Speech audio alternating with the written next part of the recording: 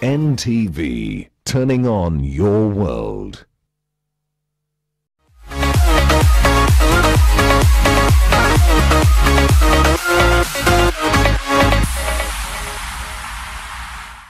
Good morning, welcome to NTV Tizi Nyumbani. My name is Peter. Today we're doing ab workout. I hope you're ready. Easy, nothing so intense.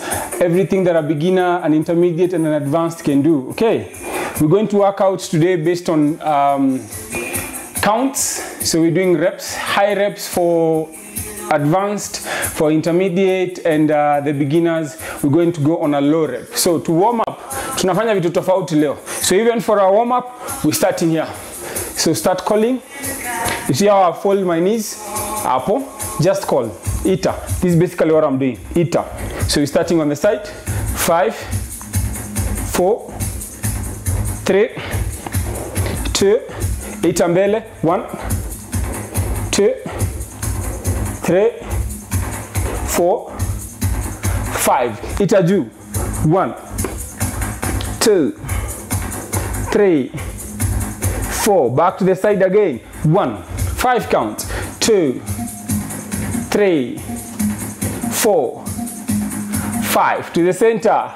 1, 2, 3, 4. Up. 1, 2, 3, 4, 5. Mpaka hapo. So knee up hapo. Just take your knee up. Hapo. Hapo. Okay? Tuanze. 1, 2, 3, 4, 5, 6, 7, 8, 9, 10. Alisha miguu flat hapo. So we're folding the knees in for 10 counts. We're still warming up differently kidogo tu. Eka mikono hapa. So just folding the knees up. 1, 2, 3, 4, 5, 6, 7, 8, 9, and 10. Now we're combining the calling with the single knee up hapo. Hapo. Sawa. So we're doing on the side. Tano. Tunafanya miguu hapo. Tano. Are we ready? Twende here. Mkono hapa non-stop. Twende on the side. Haya, tuanze mguu moja.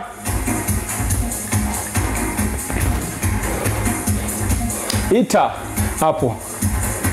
Ita. Hapo. Je, inakaza mguu pia eh? Twende juu. If you have a back problem, you can lean towards a wall. Anything you have, you can lean against a wall or something. Put off the pressure from your lower back in case you have a back injury. If not, twende tu hapo. Tuko juu, tuko hapa. Twende. Inua mguu. Moja moja tu. Twende center hapo.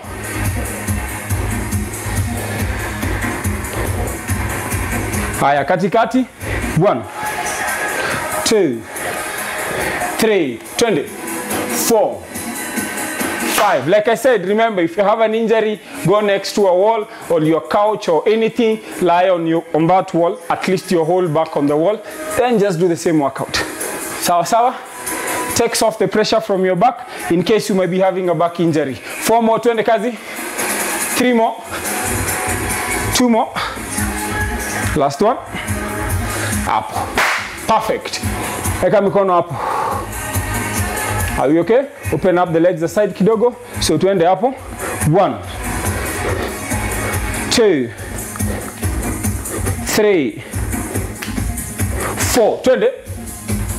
5, 6, 7, 8, 9, 10. 5 more. 1, 2, 3, 4, 5. Perfect. Are we ready? Hope you have your mat with you. You can put it down. Venye tu tumeketi, use something comfortable, a mat. your gym mat if you have, a big towel if you don't have a mat, anything that you can use on your back just to keep your back safe and make sure that you're comfortable. All right, let me move kidogo up. Perfect. Now, our first workout, we're starting with the scissors kicks. You can place your hands under the bum. You can place them here, but I prefer we start here. Remember, we're doing high reps for advanced, we're doing low reps for intermediate and beginners. So for beginners, we're doing 15. For intermediate, at least 20. For advanced, we're shooting for 30. So we're here, scissors kick, hapo. Are we ready? Let's go. We start. That's 1, 2, 3, 4, 5, 6, 7, 8, 9, 10. 20 more. 1, 2, 3, 4, 5, 6, smile, 7, 8, 9, 10 to go. 1, 2, 3, 4, 5, 6, 7, 8, 9, and 10. Good job. Perfect. From there tunaingia plank. We're doing a plank hold. We're doing same count, 30 counts. Okay, I'm the one who's counting. So we're doing on my count. Are we ready? Plank hold, you there? We good? Perfect. Static one, upper plank hold, we start. 1, 2, 3, 4, 5, 6, 7, 8, 9, 10. Like I said, advanced, we're doing 30. Intermediate, at least 20. Beginners, 10. Let's go. 16, 17, 18, 19. That's 20, 10 more. 10, 9, 8, 7, 6, 5, 4, 3, 2, and 1. Perfect. Good job. From hapo tunaingia crunches. Are we ready? Easy. We're taking a break on the 5th workout. We have 10 workouts. So when we hit 5, we take at least 45 seconds breather. Then we go for the other 5. Okay? From hapo, that's what I want. Fold your knees there kidogo. Crunches up here. Up there. Hapo. Sawa. Advanced 30. Intermediate 20. Beginners at least 15. We ready? We go. 1, 2, 3, 4, 5, 6, 7, 8, 9, 10. Turn it. 1, 2, 3, 4, 5, 6, 7, 8, 9. That's 20. 10 more. 1, 2, 3, 4, 5, 6, 7, 8, 9, 10. Good job. That's workout number 3. Workout number 4. We're doing a leg raise and hold. This is what I mean by a leg raise. You raise your legs there. You make sure that your feet are off the floor. You hold them off there, and then you hold. Tuko sawa? We ready? Like I said again, advanced 30, intermediate 20, beginners 10 to 15 minimum. Are we ready? You can put your hands below the bum or on the side, wherever you're comfortable. All I want is there. 20 cards. 1, 2, 3, 4, 5, 6, 7, 8, 9, 10. 20 more. 1, 2, 3, 4, 5, 6, 7, 8, 9, 10 to go. 10, 9, 8, 7, 6, 5, 4, 3, 2. Perfecto. We're here. Good job, guys. Tuendelee. From there tunaingia Russian twist. Now, I'll do mine here. on that former tapo. Now listen, want your hands on the side here, then on the other side, the same. Okay, tap the floor, touch the ground. You ready? We here. 1, 2, 3. Now, relax, hold on. If you want to challenge yourself, you can raise up your feet, hapo, on the side. So, if you want that challenge, you can. If not, eka tu mwili hapo, just touch the ground, hapo. 30 for advanced, beginners 10 to 15, intermediate minimum of 20. Are you ready? Let's start. 1, 2, 3, 4, 5, 6, 7. Si lazima upeleke miguu kama mimi, you can hold it straight hapo. Those are 10, 11, 12, 13. You can still do that. 14, 15. We will just want the obliques. Zishikwe. 17, 18, 20, 19, 20. 10 more. 1, 2, 3, 4, 5, 6, 7, 8, 9, 10. Perfect. Relax. We're there. That's workout number 4. Our last workout, then we take at least 45 seconds breather. We're doing leg crossovers. Now, tumelala flat. Unainua miguu hapo, they just cross. Sawa. Hapo. That's the leg crossovers. Are we ready? Are we ready? Good job. Let's start. 30 advanced, 15 to 20 for intermediate, and beginners 10 to 15 minimum. Twende kazi. That's 1, 2, 3, 4, 5, 6, 7, 8, 9, 10. 1, 2, 3, 4, 5, 6, tuendelee, 7, 8, 9, those are 20, 1, 2, 3, 4, 5, 6, 7, 8, 9. Woo! Hold it there. We're resting for at least 45 seconds. We have 5 more workouts. Then we take the next breather. Okay. Tunafanya abs leo, guys.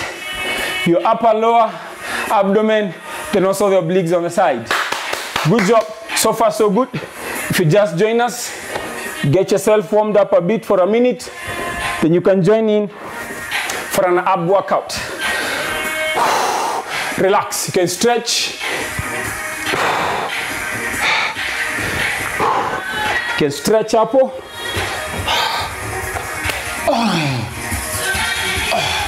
can stretch, just relax.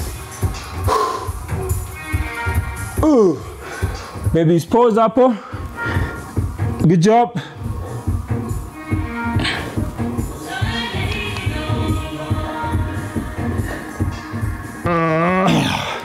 Good job. From there, tunarudi tena plank position. But now the plank position, we're bringing in the knees. So it's a plank knee. Okay? This is what I mean. You're in a plank position there. Apo. Then you bring in the knee. Apo. Sawa. There. There. Remember, if you have a back injury, do what you can. If it puts too much pressure on your back, relax. Hold a bit. If you feel any pain, any discomfort, stop the workout. Okay? Perfect. Now, advanced, date. Intermediate, 20 minimum. Beginners, 10 to 15 reps. I hope you're ready. I'm ready. And our plank knee in. We start now. Let's go.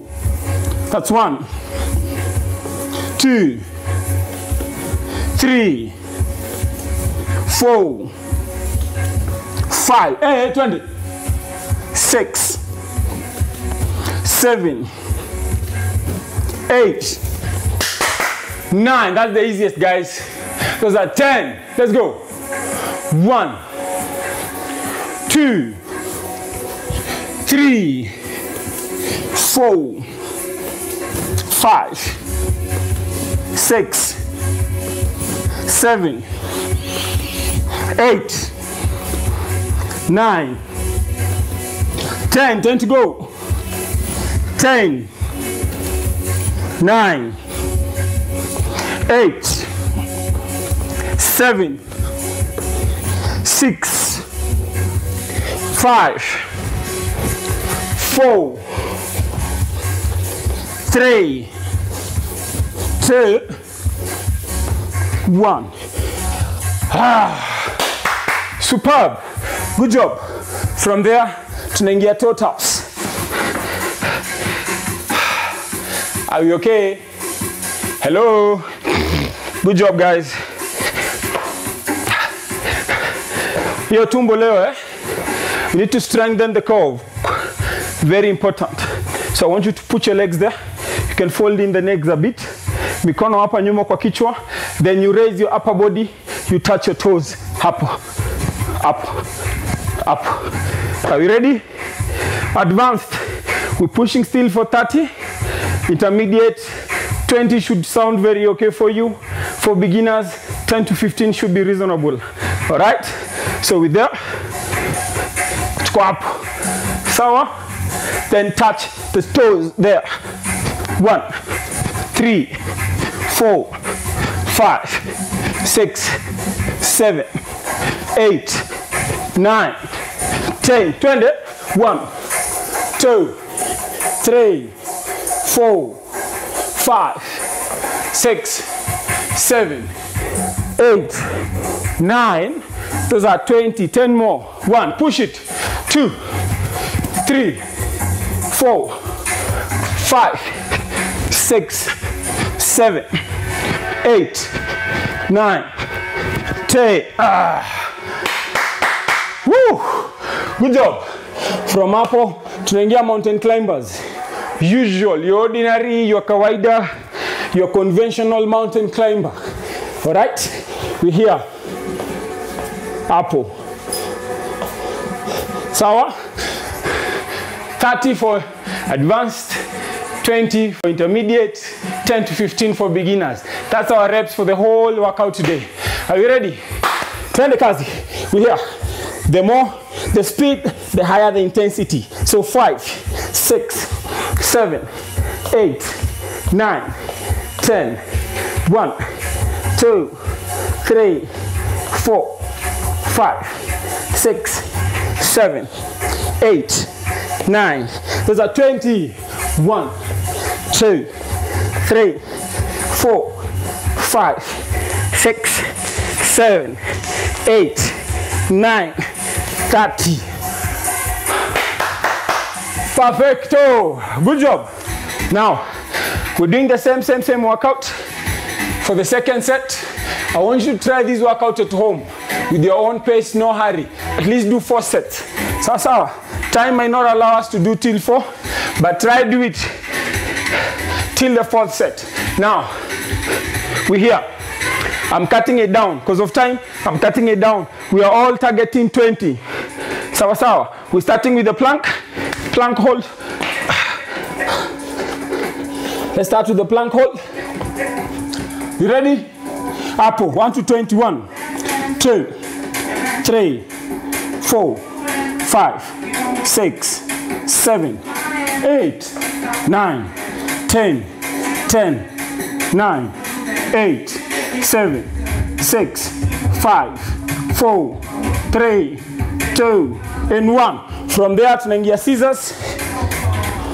20. We push it, guys. Time. Tuna time sana. Let's go. 1, 2, 3, 4, 5, 7, 8, 9, 10. 20. 1, 2, 3, 4, 5, 6, 7, 8, 9. Toka hapo. Tunaingia crunches. Are you ready? Are you ready? Are you ready? Crunches. 20 count. Let's go. 1, 2.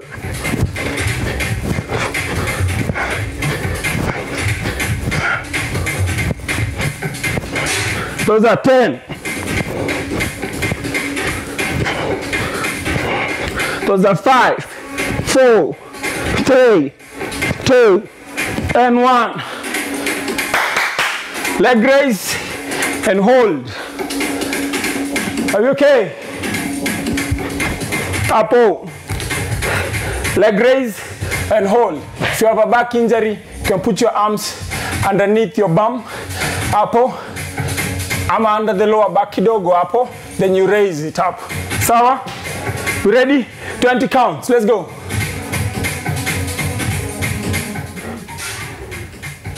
If you can. Twende kazi. So 10, 9, 8, 7, 6, 5, 4, 3, 2, and 1. Perfecto. From hapo tunaingia Russian twist. Hii lazima tumalize set ya pili, guys. That's why all of us are targeting 20. We ready? Hapo. 1, 2, 3, 4, 5, 6. Si lazima upeleke miguu. You can hold your legs there. Those are 9. You can hold the legs there. 11, 12, 13, 14. If you can, 15, 16, 7, 8, 9, 20. Hey, how you feeling? Bado. From hapo, breathe, relax. Kidogo, 20 seconds. Yeah, breathe. Breathe in with the nose, breathe out with the mouth. In with the nose, out with the mouth. In with the nose, out with the mouth. Perfecto. From hapo, tushafanya. Tumaliza na Russian twist. Tunaingia leg crossover sasa. Hapo. 2, 3, 4, 5, 6, 7, 8. If you have a back issue, put your hands under the bum. Those are 10. 1, 2, 3, 4, 5, 6, 7, 8, 9. Those are 20. Good job. Toka hapo, tunaingia plank with the knee in. Tuendelee. Plank with the knee in.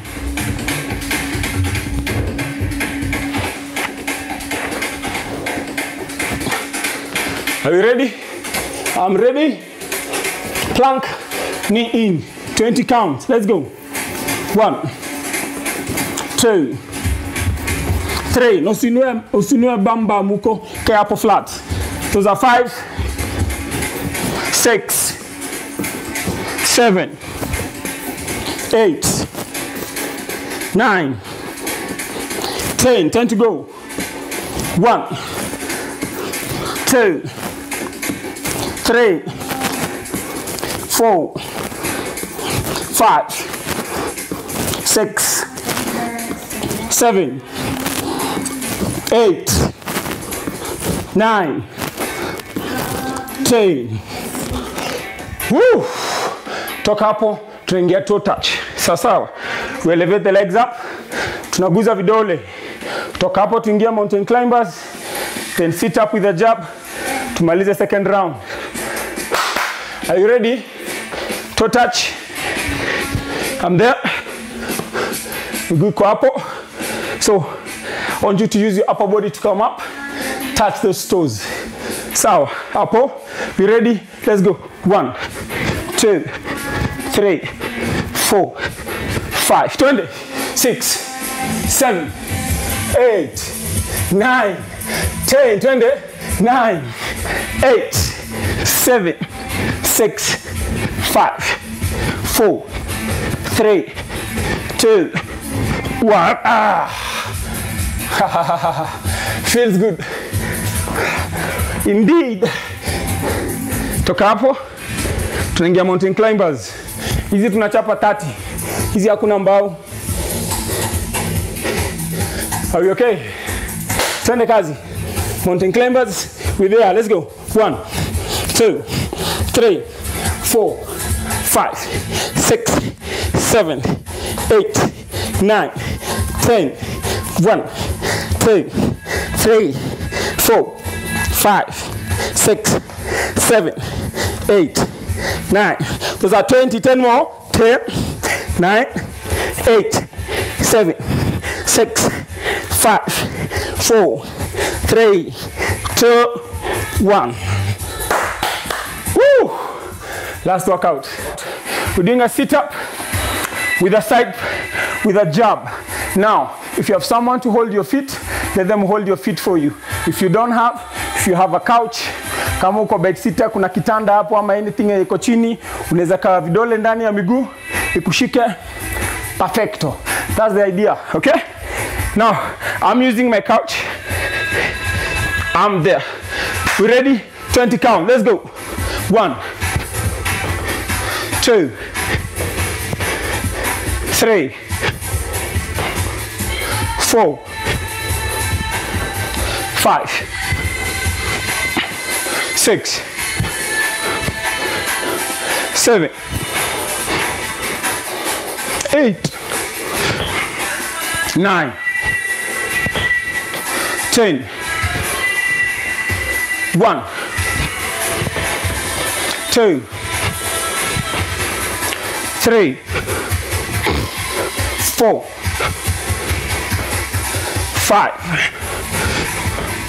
6, 7, 8, 9. Last one. 10. Good job. Congratulations. You just nailed it, my friend.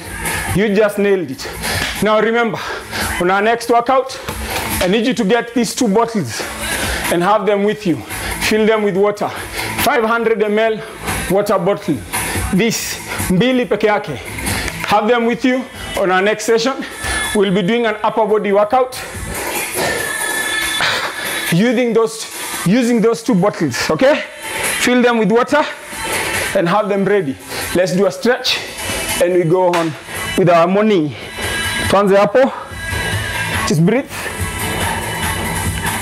Like I've said, get this video back on NTV page.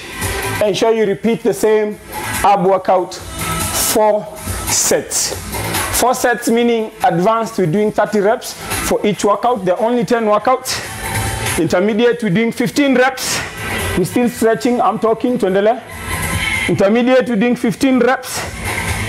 For beginners, we're doing 10 to 15 reps. Intermediate 20, sorry. Intermediate 20.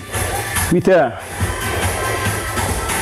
So depending on your fitness level, do those reps. Good job. Stretch your mguu vizuri. Good, on the side.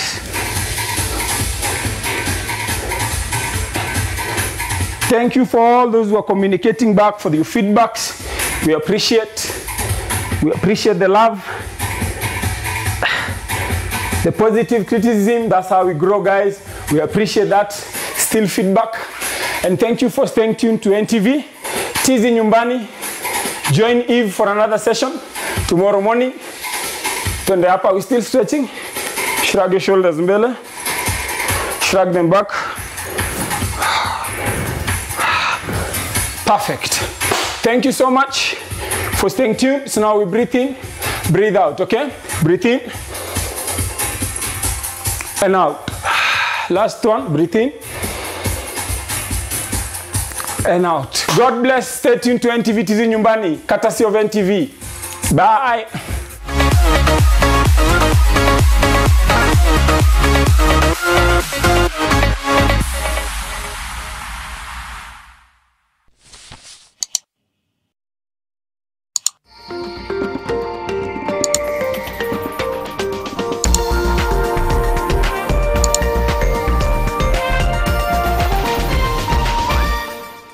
Just move to the next level with the Daily Nation. Every day, every Monday, Junior Sport will move you to the top of your class with KCPE revision papers. To move to a healthier, fitter, and more conscious you, read The Healthy Nation every Tuesday. My network will inspire your career, your passion, your biashara, and your network every Friday. Just move to the truth. Extraordinary times call for extraordinary measures, especially for us who major in shaking hands or even taking a high five. We have to find an alternative to doing this, and in fact the most effective way is doing this. Wash your hands constantly with soap and running water, because we are told the most effective way is to drown the germs as you wash your hands thoroughly. By the power vested in me, I now pronounce you husband and wife. Our world felt like a storybook. We were unstoppable.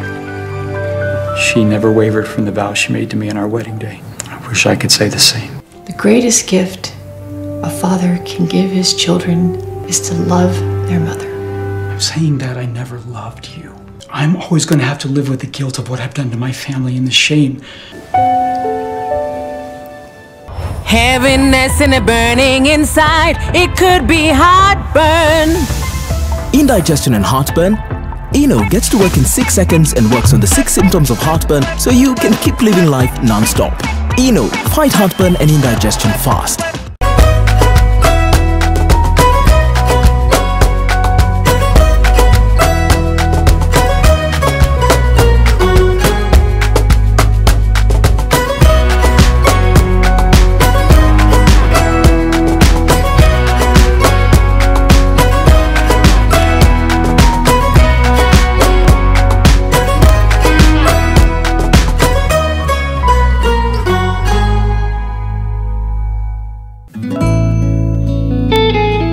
The woman who stole his love from me, the one who took the man of my life from me, Grandma, is my very own sister. I'm always going to be very grateful for what you did for my son and me. You've helped me protect him. What I still don't know, Facundo, is if I should also protect him from you. By giving you his wedding ring, I'm returning your husband to you completely. I love him more than my own life, and that is why precisely what I want most is for him to be happy. You never wanted my granddaughter in your son's life. If you accepted their relationship, it was only because I threatened you! Neither your excessive makeup nor your provocative clothes help you to be special. I said you're still the same woman without a heart and soul, without scruples. I'm not going to let you insult me. I'm not actually insulting you. I'm just accurately describing you. The Three Sides of Anna.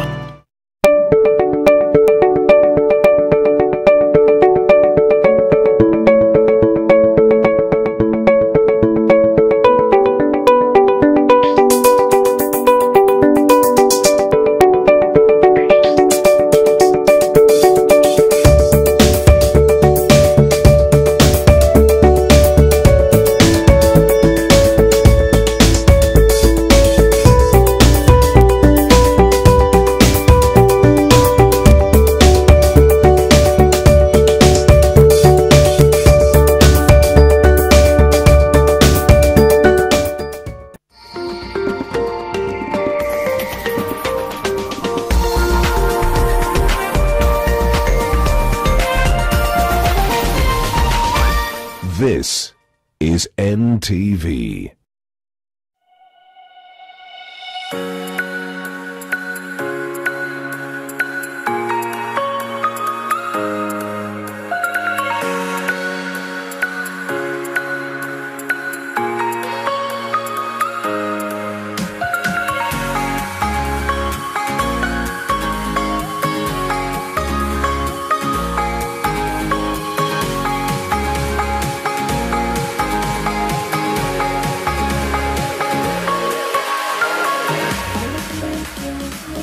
Hello East Africa, how's your new normal coming along? And how's life at home as you keep safe? What are the kids up to today? Stressed at home? Well, don't worry, we're here to help. This show is about sharing tips and experiences to support your health and well-being as you continue to adjust to the new reality. My name is Joseph Orungu. Good morning and welcome to your world. In the program today, he had planned a big wedding and invited 500 people. There were just 6 people at the altar. Yes, amid the COVID-19 gloom, there are moments of joy with people choosing to wed through thick and thin.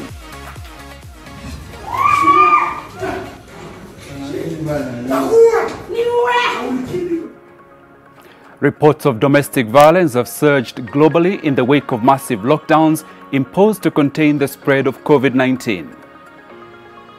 Who fell in love first? Who's more annoying when they're hungry? Yeah, staying at home has its pros and cons. Here, couples take a stroll through social media challenges where they close their eyes and answer questions about each other or their relationship.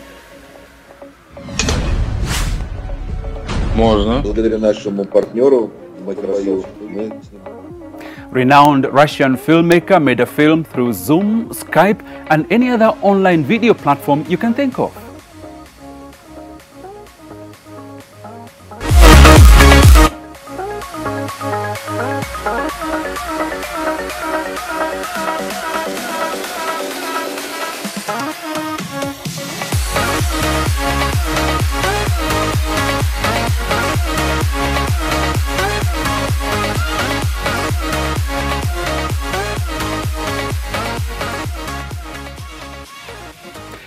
Remember, you can reach us with your comments and questions through our hashtag #NewNormal or via our telephone and WhatsApp line. But first, Nigerian security agents have killed 18 people in their enforcement of measures to curb the coronavirus. The country's human rights body says the figure is higher than the documented toll inflicted by the disease. Different countries have continued taking stringent measures to curb the spread of COVID-19.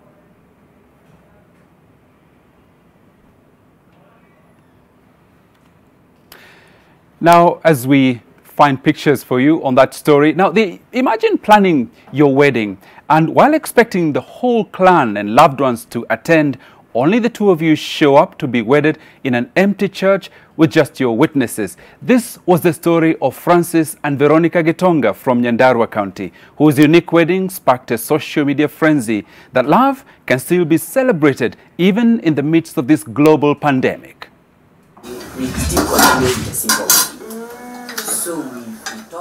Veronica Njeri prepares lunch for her husband just 24 hours after the two said "I do" to a nearly empty congregation. Theirs is a unique experience brought about by the coronavirus. They had planned a big wedding slated for this Sunday and invited 500 people. But on Wednesday morning, there were just 6 people at the altar, in line with the government's directive on social distancing and the ban on congregations at weddings and funerals. Kwa Wednesday, ni vile tu magonjwa ya corona iliendelea kutangazwa katika Kenya. Na kukawa pia kuna fununu kutakuwa na lockdown. Na maana sasa sisi tuko Nyahururu na wa best couple wako Ruiru. Sasa tukaona sasa hapa hatujui kama tukigojea hiyo tarehe 5 labda kutakuwa na lockdown. Sasa tukaona hapa maana kumetangazwa curfew. Lakini sasa tuko na nafasi hapa. Tukaona tukiendelea hivi labda by Saturday kutakuwa na total lockdown. This is the story of love in the time of the coronavirus, and the pictures of the two lovebirds have been shared widely on social media, with people applauding their boldness. Lakini in a simple way like this, I tell you, do a glorious wedding with the what you have and you achieve the goal. Una achieve the goal na unapata baraka, unapata hata kuna huo mzigo, watu pia wanasherehekea. Unaona, pia unajua tuko a developing country, watu hawako strong financially, hawana nini. So it's good as Christian to consider that, ya kwamba that harusi can be done in a simple way, it achieves its purpose and all the people celebrate. Their midweek wedding saved them huge expenses they would have incurred had they stuck to their initial plans. Niliachieve kenye nilikuwa nataka because I just needed a man to marry me.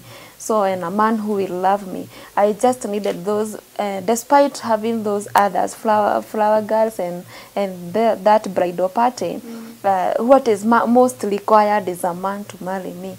For Francis and Veronica, their parents' blessings and that of the church was the foundation they needed for their union.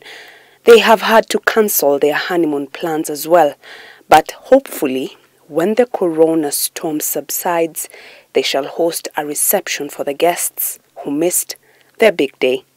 Bridget's Ghana, NTV, Laikipia County. No. Love in times of the pandemic, but there's also grief in times of the pandemic. The UN Secretary General, Antonio Guterres, has called on governments to include the protection of women in their response to the coronavirus pandemic. His concerns stem from reports of a surge in incidents of domestic violence globally in the wake of massive lockdowns imposed to contain the spread of the disease. UN Secretary General Antonio Guterres has described the rise in domestic violence as horrifying and urged all governments to make the prevention and redress of violence against women a key part of their national response plans for COVID-19. And so I make a new appeal today for peace at home and in homes around the world. We know lockdowns and quarantines are essential to suppressing COVID-19, but they can trap women with abusive partners. Kenya is among the many African countries that have no safe spaces for domestic violence and gender-based violence victims to run to, as their governments have not yet put in place measures to have institutions for their care. What we needed the government to do, and the systemic weakness that is now being exposed, is that as a country we ought to have earlier on come up with proper safe houses and shelters within our communities, within our counties, so that in the current circumstances where we are facing violence in the homes, parties who are victims of this violence would be able to go there. I urge all governments to make the prevention and redress of violence against women a key part of their national response plans for COVID-19. The curfew has introduced certain limitations in terms of accessing response services such as medical and police services. In Kenya, organizations that handle such cases say that they have received an overwhelming number of calls, but need government to urgently put in place the required safe spaces. At legislative level, we have what we call the Family Protection Domestic Violence Act that is now a law in Kenya. The UN Secretary General is calling for governments to step up emergency warning systems in pharmacies and groceries and for safe ways for women to seek support without alerting their abusers. That means increasing investment in online services and civil society organizations, making sure judicial systems continue to prosecute abusers. India reported double the usual number of domestic abuse cases in the first week of nationwide movement restrictions. Cases in France rose by a third in the week after lockdown, while Australia reported a 75% increase in internet searches relating to support for domestic violence victims. Leila Mohammed, NTV. So this morning we're looking at marriage, relationships, and what happens in these times of the COVID-19 pandemic. I'll be joined by a number of guests this morning. One of them is Lydia Ngwere, who is a teacher and counseling psychologist at Kiambu High School, also an author. We will also be joined by Maureen Wamboi, a student and entrepreneur who will be with us in our newsroom studio. We also will have via Skype Jenny Karina, who is an author, life and leadership coach. And from Uganda, we'll be linking up with Walter Mosije from NTV and also Tina Musuya, who's the Executive Director of the Center for Domestic Violence Prevention in Uganda. But first, to my guest here in the studio, welcome again, Mwalimu. Thank you. Now, these statistics which were given out by the UN, they're quite worrying that the number of incidents of domestic violence is increasing. Yeah. What's going on?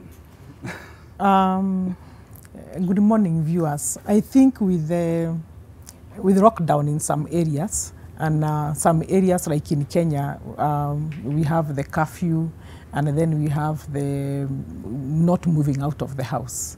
So that has made very many people now remain in the house, which is not their usual. And therefore, when they are remaining in the house, they are finding things that were there before. For example, there was pre-existing stress that was there before, but I was able to escape from it because I was going to work. But now I'm not going to work. So I'm in that house with the already pre-existing stress. So that becomes an issue. Again, there are some people that are going out to look for money. Now they cannot go out to look for money. So there is also financial constraint in the house. That becomes a big issue in that house now, because you can imagine you are the man and the children and the wife are looking upon you to feed them, but you have no money. So it becomes an issue. So that's another source of stress. Again, parents have never been with their children as such. And now the children are home full-time. And now the children are home full-time. Another source of stress, because you do not know how to handle them. Actually, they also do not know how to handle you, because you have never been together, because you leave in the morning and you come back in the evening, you find them asleep and so on. And now you have to deal with them. So that becomes another source of stress. So there is a lot of stress because we are all confined in the house. Worse still, if the house is small. People who live in a one-bedroom house, for example. Yes, now there is no freedom. You can't move to this direction. There is no privacy, and it becomes now an issue. And anytime people are congested, it's a source of stress. So if the family is living in a single room or they are living in a small house, that congestion is already a source of stress. So even the idea of my space, my private space or my personal space is not there? It's not there. And that now will bring stress. And when the stress levels now go up, anxiety and the like, some people will react with violence. Unfortunately, a lot of this violence has been meted out on children and also on women. Yeah, it is very unfortunate that it is. Although, by the way, during this pandemic, I have had quite a number of men that have also been violated. Okay. So it's not just so men too are... Men too are also being beaten physically. It's also happening. But majority are women. Of course, there is this man who wants to show I am in charge. So it doesn't matter what happens, he's still in charge. And he's frustrated in one way or another, because some of them, they run away from problems at home because they go to the bar and then they come back late in the night, sleep and wake up in the morning. But now they are not going anywhere. And so how does all this frustration, or why does it end up in violence? Why is it channeled through physical abuse? You know, there are some people, let me call it maybe naturally, because that's how they were brought up, yeah? You know, what makes somebody an abuser depends on how they were brought up, childhood experiences. If I'm brought up in a home where there is a lot of violence, most likely I'll end up being violent. So I'll react the way my father used to react, or the way my mother used to react, even when I'm married. So because that is what I learned as I was growing up. Then there are some people, because of being brought up in a dysfunctional family, when they were young, there were a lot of quarrels and verbal abuse and all that. They developed very low self-esteem. When somebody develops low self-esteem and they are not able to deal with it, especially during the adolescent and young adult, they'll get married with that low self-esteem. And anybody questioning a little bit, it is a threat. It's a threat to them. Okay. So they will react with the violence. Okay. Yeah. Fascinating stuff. Let's continue. But first, you know, arguing helps couples reconsider their values and feelings by addressing and discussing the things that are important to them. However, your argument should not be combative. We see a couple having a fight that went too far, with the husband threatening to kill the wife. I will kill you. Wait. Toka nje. Toka nje. Nakwambia utoke nje. Toka nje. Toka nje. So that's what is going on in quite a number of homes, as you say. Yeah. And so, where is the escape? You mentioned the bar was one route, going to work was another route. Yeah. Sometimes maybe when things become too hot in the house, one one in the couple could take a walk. Yeah. But now maybe there is, and especially with the lockdown, there is nowhere to, or with the curfew, there's nowhere to walk. And that is why it is on the increase, because especially with the curfew now, the man realizes this really has no escape. So I'll take advantage, because where do I go? Maybe I ran to my mother. Now I can't run to my mother. I ran to my neighbors. Now I can't because curfew. I cannot run to my neighbors. And if you're in Nairobi and your mother is up country, you can't even travel. You can't even travel. And that's so some people are taking advantage of the fact that now some people are helpless. I have to stick in this house, and so on and so forth. But all said and done, it is good for those ladies, because they have been living with that gentleman, and they know how they react.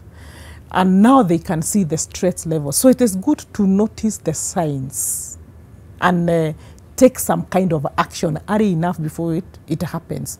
For example, it can start with an argument, and somebody is shouting, and then you are shouting with them, like you have had that kind of shouting. Yes. It's not going to work, because she's going to be beaten, or he's going to be beaten, whoever it is. So sometimes it is a matter of realizing it is becoming a little bit, it is going beyond, and therefore I should step down. The issue is usually who should be the first to come down. Yeah. But when we are, both of us, it won't get anywhere. It will lead to physical fight, and especially when it comes to a woman now who is shouting, because a man cannot compete with a woman as far as shouting is concerned. Right. So he'll use the strength that he has to make you keep quiet. Yeah.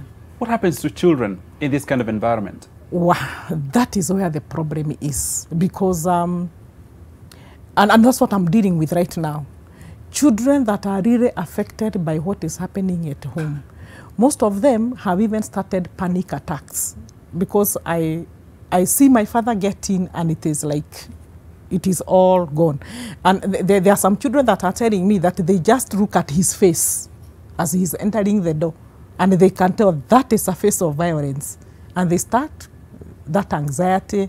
Finally, they are down, because they are afraid what is going to happen. And that is going to have a toll effect on that child, because finally they might get a mental illness.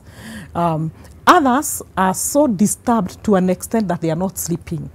They are having sleep disturbances, because there is a lot of quarrel, there is a lot of, sometimes not even physical, but it can be psychological abuse, it can be verbal abuse, and the children are getting affected. So at night they are not sleeping, they are having nightmares, and that is expected to happen. When that happens, there is a lot of confusion, they are so stressed, they have a lot of anxiety, and we are going to realize all that when we go back to school. When schools open, that reaction will hit. Because they'll also schools. Vent out. Because they will vent out there now. There will be a lot of rebellion in schools. Of course, the banning of schools stems from there. By the way, that's where it starts from, because I'm venting. There will be a lot of drug abuse, because I cannot deal with my stress. Because even that small child who does not understand what is happening is getting traumatized. And all that is being put at the unconscious level of the mind. And that will affect them later on in life. And they can react with rebellion. So with these children that yes. you're counseling, yeah. what do they say are the triggers for this kind of upheaval in the home? I mean, you mentioned some of those reasons, but I wonder, from a child's point of view, what do they see as the triggers? Some of them, they see their father unreasonable. Others, it's their mother. It's not their father. That is my mother. My mother is very unreasonable. She's making a lot of noise. She's not listening to us, and so on. So to them, it's unreasonable. Others are seeing their fathers unreasonable. Others are seeing their father is not making any effort to get even a little coin. And whatever is being left behind by the mother who went to hustle and left 200 shillings, the father asked for that 200 shillings and he went drinking. So the mother has left, the mother has left 200 shillings that is going to be used for dinner or for lunch. And then immediately she leaves, the husband asks for the money from the child. And the child has no choice but to give the father. Now that pains the child. And when they come for counseling, they tell you, I feel for my mother, because she is hustling to get food, but instead of giving us getting the food, somebody is taking it away and going and coming back drunk and coming with nothing, and they do not care. That's how it is affecting children. So quite apart from the tragedy of death with COVID-19, with family, with a lot of serious illnesses and so on, COVID-19 has also really thrown a spotlight on marriages and on areas where we never paid attention. Of course, mental illness will be a major issue after this. So we need, but thanks God now counseling is there in Kenya. So we need to do a lot of counseling, we need to do a lot of guidance so that those people are able to deal with those mental issues that they are going through right now. And especially after we open up, when the country is open, we need to do a lot of psychological healing. Okay, yeah. Mwalimu, this is very depressing. Let me see if I can change gear a little bit and come back to what solutions we need to have. Now, with TikTok challenges being a channel for people to let off stress, this couple takes to social media to show us different types of boyfriends during COVID-19.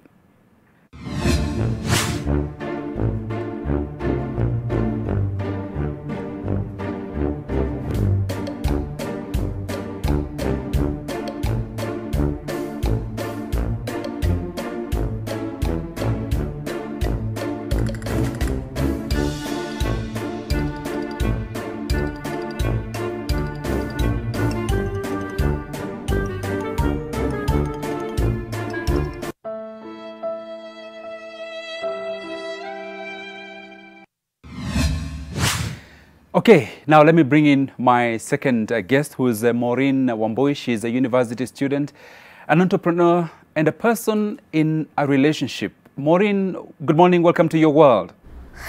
Good morning to you, Joseph. Thank you so much for having me. Thank you. Welcome. Now, I've just been listening to some pretty depressing stuff. How's your relationship? Hopefully, it's non-violent. Well, my relationship is not violent. I thank God. Yes. Okay, tell me a little bit about you and your partner. How has this season, the COVID-19 season, changed the nature of your relationship? First and foremost, I'd like to say that I like to remain positive in everything that is occurring right now in the world.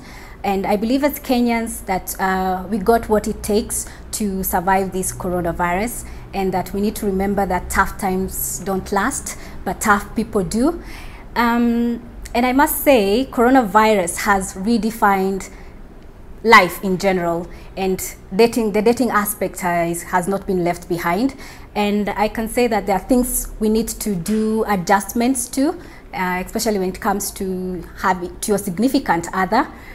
For instance, we have to now be more accommodative with each other. We have to compromise on many things in the relationship, and because right now people are losing their jobs.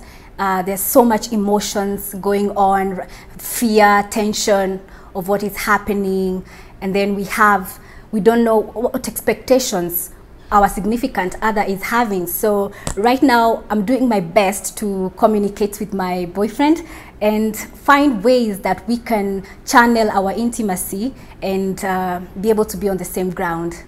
Now, just as we were discussing earlier about marriages, COVID-19 has also brought a lot more scrutiny into ourselves, into our partners. Is it something you're experiencing? Yeah, I must say that I think I call it self-actualization.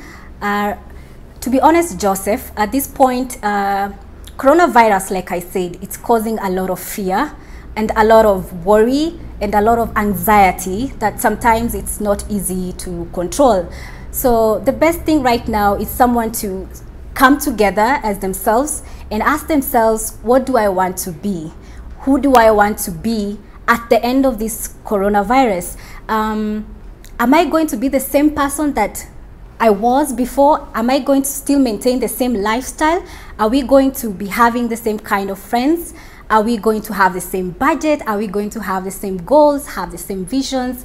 So this is the time that I feel like youths, and especially dating youths, need to come and realize that it's not just a time to sit and worry, it's a time to come and find yourself and try to think, is my partner also thinking in the same line as I am thinking? Because Joseph, to be honest, I feel like relationships, people are not getting to know each other very well. People are just, especially in our generation, people are just going out to events, maybe clubbing, and then they're connecting, and from there they hit it up, and then they become friends or become lovers. And right now that we're in lockdown and there's no so much movement, there's no freedom, people are asking themselves, am I really sure that I want to be with this person? Because at the end of the day, you ask yourself, do they share with the same values as I do? So we begin by asking ourselves, are we sharing the same values? Because, like, for instance, I have a scenario here, Joseph. We have a boy and a girl. Scenario one, a boy decides during this coronavirus, he decides, I am going to go back to God. I am going to take this time to go back to salvation. I'm going to take this time to be prayerful, to be able to go back to fasting. This is something that has actually happened? Yeah, this is something that is happening. Actually, hold that thought, Maureen. I want to come back onto that in a moment, because first, you know, staying at home has pros and cons, but with this one, couples take a stroll through social media challenges where they need to, you know, want to close their eyes and answer questions about each other or about their relationship. Let's see. Voy a darle 1, 2, 3 pa' abajo. 1, 2, 3 pa' abajo.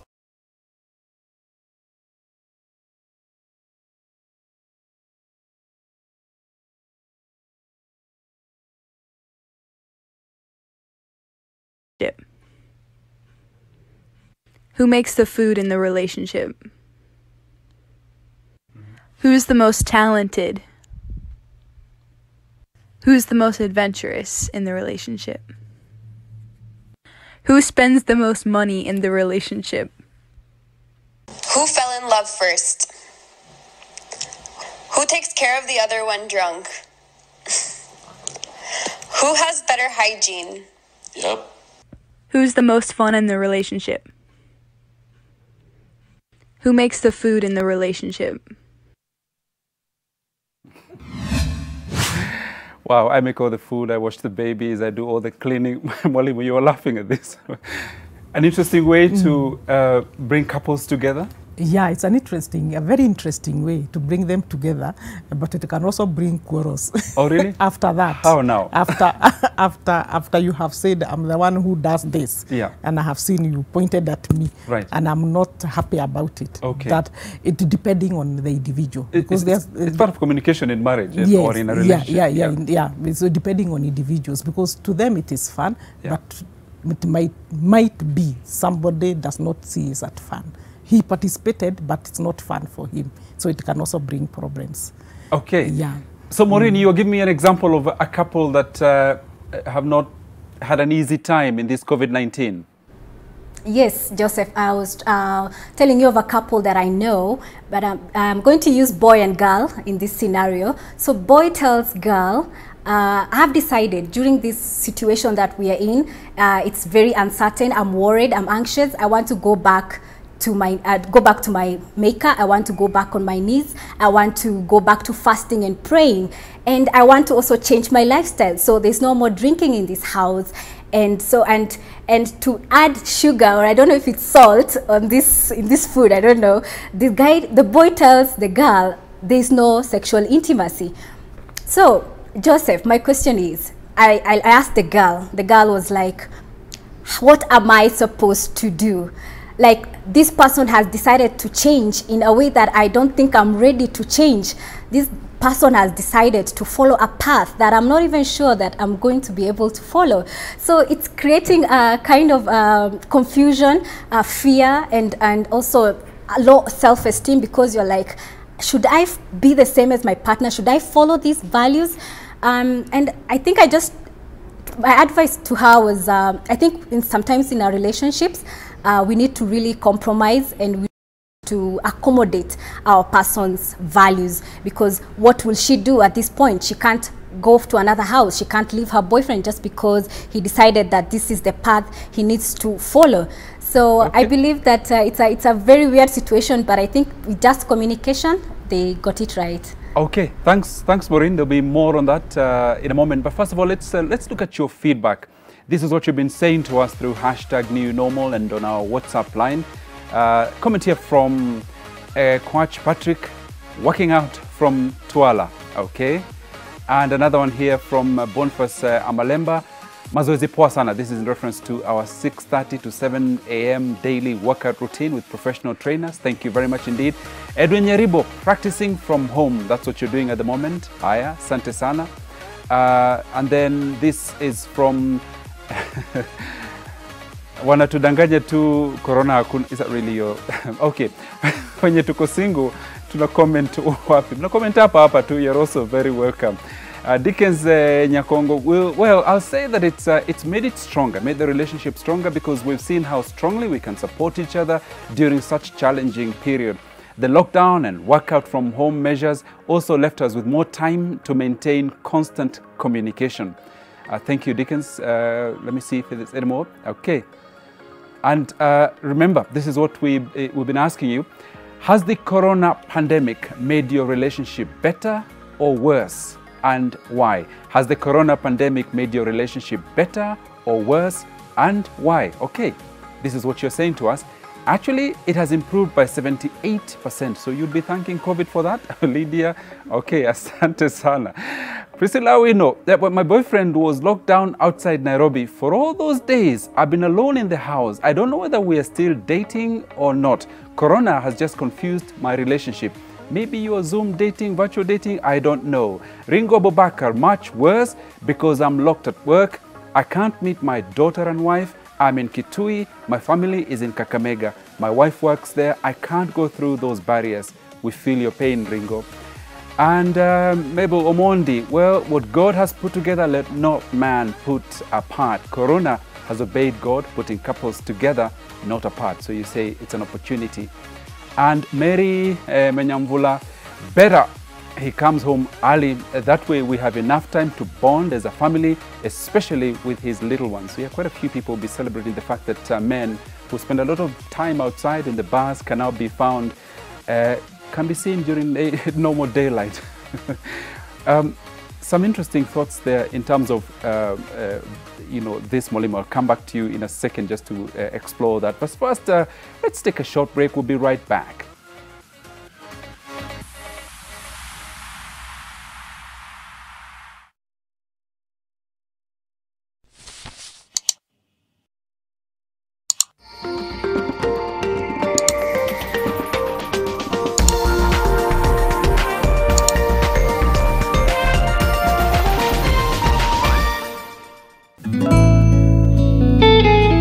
The woman who stole his love from me, the one who took the man of my life from me, Grandma, is my very own sister. I'm always going to be very grateful for what you did for my son and me. You've helped me protect him. What I still don't know, Facundo, is if I should also protect him from you. By giving you his wedding ring, I'm returning your husband to you completely. I love him more than my own life, and that is why precisely what I want most is for him to be happy. You never wanted my granddaughter in your son's life. If you accepted their relationship, it was only because I threatened you. Neither your excessive makeup nor your provocative clothes help you to be special. I said you're still the same woman without a heart and soul, without scruples. I'm not going to let you insult me. I'm not actually insulting you. I'm just accurately describing you. The Three Sides of Anna.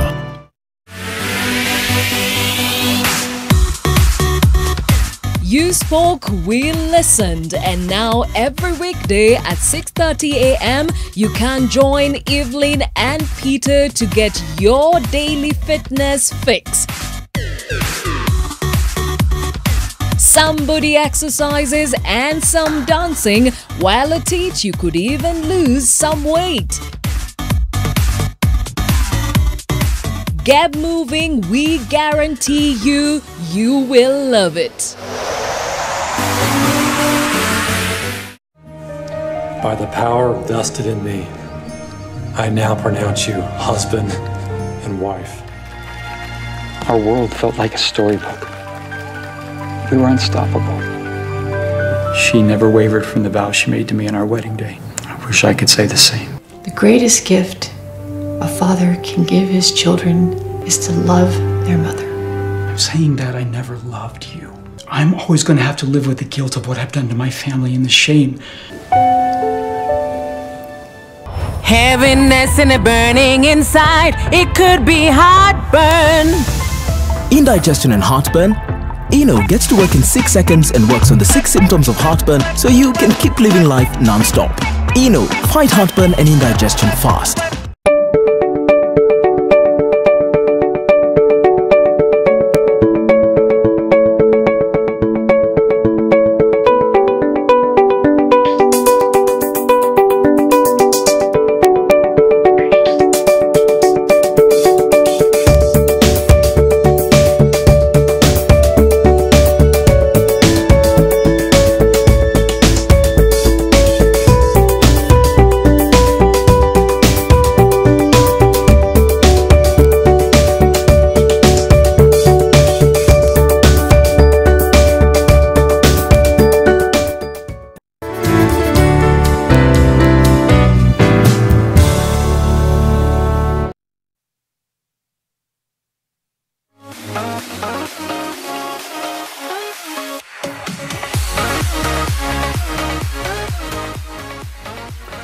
Okay, let's now take a quick look at the COVID-19 situation around the world and in East Africa, starting from the global scene.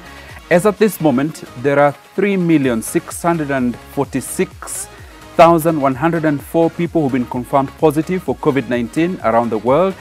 1,197,708 have recovered, and there have been 252,407 people who've sadly died from COVID-19. Now, that's what's happening on the global scene. If I can go to the situation in Kenya, that's where we are. 24,784 people tested as of this moment. 490 confirmed positive. 24 people in Kenya have so far died. 173 have recovered. That's Kenya. Moving across to the rest of East Africa, the situation in, where are we starting from? In Tanzania. Beg your pardon, let me get, yeah, this is where we are. Tanzania, confirmed cases 480, 16 people have sadly died so far. Recoveries are at 167. In Ethiopia, there have been 135 confirmed cases. 3 people have died, with 75 people having recovered. In Somalia, they've got 722 confirmed positive cases. 32 people have died and 44 have recovered. While in South Sudan, we have 46 people who have been confirmed positive. And moving very quickly to to Uganda. We'll come to Uganda in a moment. Rwanda, 289 people who've been confirmed positive, 124 have recovered, no one's died so far. While in Burundi, 15 people have confirmed positive, 1 person has died, and 7 people have recovered. Now, there was another moment of joy in Muranga where 2 became 1 with 7 witnesses in attendance. The Muranga couple exchanged their vows in a simple ceremony that lasted only 30 minutes. A time increasingly marked by isolation, a small ceremony brought 2 together and a glimmer of hope. I give you this ring. It was a brief and tender ceremony at the Muhito AIPCA Church to join together Lewis Kariuki and Rachel Wanjugu in holy matrimony. This was in line with the government's directive to have less than 15 people attending burials and weddings. We thought we were going to have a mammoth wedding at PCA high level, but that was not possible because of the situation we are experiencing today. Due to the pandemic COVID-19, things changed dramatically, and things that have to be done differently because of prevention of the infection of this disease. My expectations were not like that because we had an expectation of 1,000 people. But after exchanging the vows, they went home for the wedding reception. Their parents handed them gifts and prayed with them. For the 2, their parents' blessings and that of the church was the foundation they needed for their union. They have had to cancel their honeymoon plans to travel to Seychelles as well. There's been no time for love in the time of coronavirus, as many couples have had to shelve their plans to adhere to social distancing. But this couple advises that the virus should not put anyone's life on hold. When you're mko na maharusi, just go ahead. Yeah, it is not a thing to limit you. Yeah, so just go ahead, do the wedding. On the bright side, this couple says this pandemic has saved them the financial constraints that come with planning a big wedding. And as they settle into life together, they remain confident that love endures in sickness and in health. Nayoma Sampao, NTV. Okay, so is that the wedding of the future with the Kadogo budget? Who knows what will happen after COVID-19 is over. Mwalimu, love is still possible, even in these very difficult times? You know, we are not living in normal times. Yeah. And therefore, we have to take things as they are. And if a couple feels they can still go ahead, they go ahead. After all, the wedding is theirs, as we are just witnesses, and we can do without it. On the other hand, there are those that feel, let's wait and for the end of this, which is okay, because it is their choice. They have decided to wait, but others have decided to go on, which is okay. It's okay for them. So the season should not stop life as we know it. No. Life will still go on, of course, because we are still breathing and we are still eating. Life must still go on, although with a lot of uncertainty and a lot of worries and all that. But we have to minimize some things because of cost and the like. Now you cannot, even if there was no social distancing, this is not the time to get a big wedding, and we don't know for how long we are going to be in lockdown and the like. So it's okay for them to continue.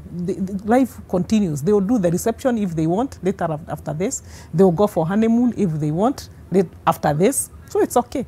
Let them enjoy themselves. Yeah. Absolutely. And apart from being a counseling psychologist, yes, you've been a teacher for many years. Yes. Now tell me, what kind of children are you expecting back at Kiambu High School compared to the people that left that compound? Wow. We are expecting a lot of psychological issues because, and I'm saying this because anytime we cross school over a long period of time, like December, we cross for 2 months, November and December. January, we are out doing so many things, yeah, because the children have been up and down and they have done so many things and they have been free and all that, yeah. So we undo a lot of things. Now you can imagine they were not even prepared to cross. They have been locked in houses and the like, and they are watching a lot of TV. Of course, social media, I can assure you they are watching a lot of pornography. When they come back to school, it's going to be a different issue altogether. When they were crossing school, by the way, they were very happy. Most schools, they were extremely happy. It's a holiday. It's a holiday. And I remember I had to talk to one of the Form 2 classes that was overjoyed. And I told them, you do not, because they actually don't realize why they are crossing school. To them, it's just going home and enjoying themselves. And now they have realized it's not the same. That's not what they expected. It is very different. Now that they are living with their parents and they are quarreling with their parents, of course, quite a number of them are quarreling with their parents. Others are not allowed to leave the house. They are also stressed. Just like human beings, the grown-ups are stressed. Even children are stressed. And that one is going to be seen over a long period of time. How will this manifest itself once they're back in school? Okay, it will manifest itself in truancy. There are those that do not want to be back to school. There are those that school has come to an end, so going back to school. There are those that have really enjoyed at home. There are those that are actually enjoying at home because they are doing nothing apart from watching TV. And you know, for a child, watching TV and being on computer and computer games and all that, that is enjoyment. For 2-3 months, then you tell them to go back to school. No, I want to go back to, I want to go home. I want to go back to, I don't want to be in a day school where I can go home and continue what I was doing. So we are going to have a lot of that. We are going to have a lot of rebellion because others are going to react towards what was happening at home. If there were quarrels at home and they were not happy at home, that rebellion you shall see it in school. So there will be fights, so they will start fighting each other.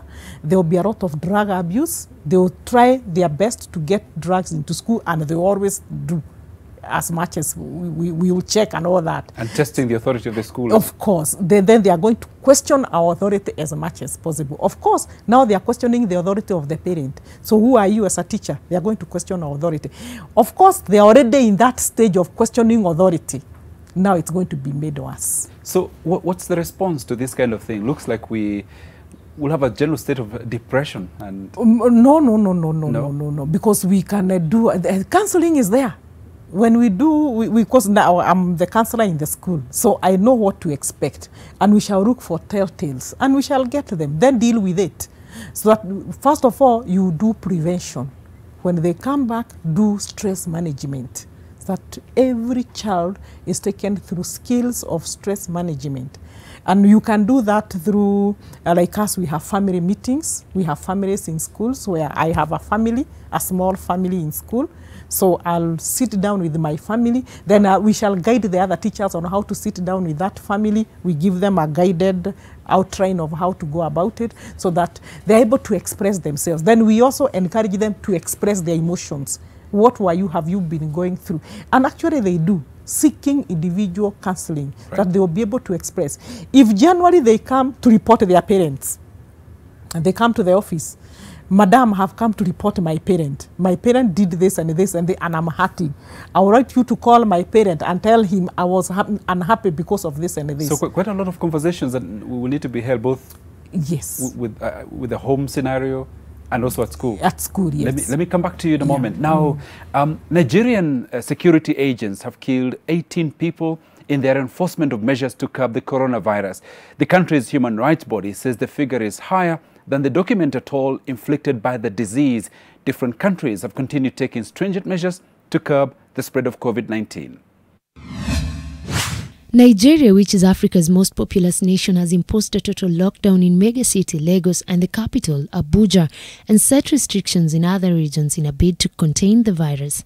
The coronavirus has so far infected 407 people in Nigeria. 12 of them are critically ill. Security forces, including police and army, have been deployed to enforce the restrictions, sparking deadly confrontations in some states. The National Human Rights Commission said it had received and documented 105 complaints of incidents of human rights violations perpetuated by security forces in 24 of Nigeria's 36 states and Abuja. Of these complaints, there were 8 documented incidents of extrajudicial killings, leading to 18 deaths. Police have killed more people than COVID-19, which has caused 11 deaths in Nigeria. The National Human Rights Commission accuses the security agents of excessive or disproportionate use of force, abuse of power, corruption, and non-adherence to national and international laws, best practices, and rules of engagement. National Police spokesman Frank MBA said police will continue to enforce the lockdown measures professionally and in line with international best practices. He said the police authorities would not condone any abuses or infractions against the personnel, adding that recently an officer who extorted money from a civilian was punished and made to refund it to the owner. Local and international rights bodies have long accused Nigerian security forces of abuses against civilians, but they have denied the charges. These guys. Japanese Prime Minister Shinzo Abe expanded a state of emergency due to the coronavirus to cover the whole country to stem the growing spread of the disease. The declaration allows regional governors to urge people to stay indoors, but with no punitive measures or legal force. Japan has so far seen a relatively small outbreak of the virus despite recording its first case in mid-January with around 8,500 infections and 136 deaths by Thursday.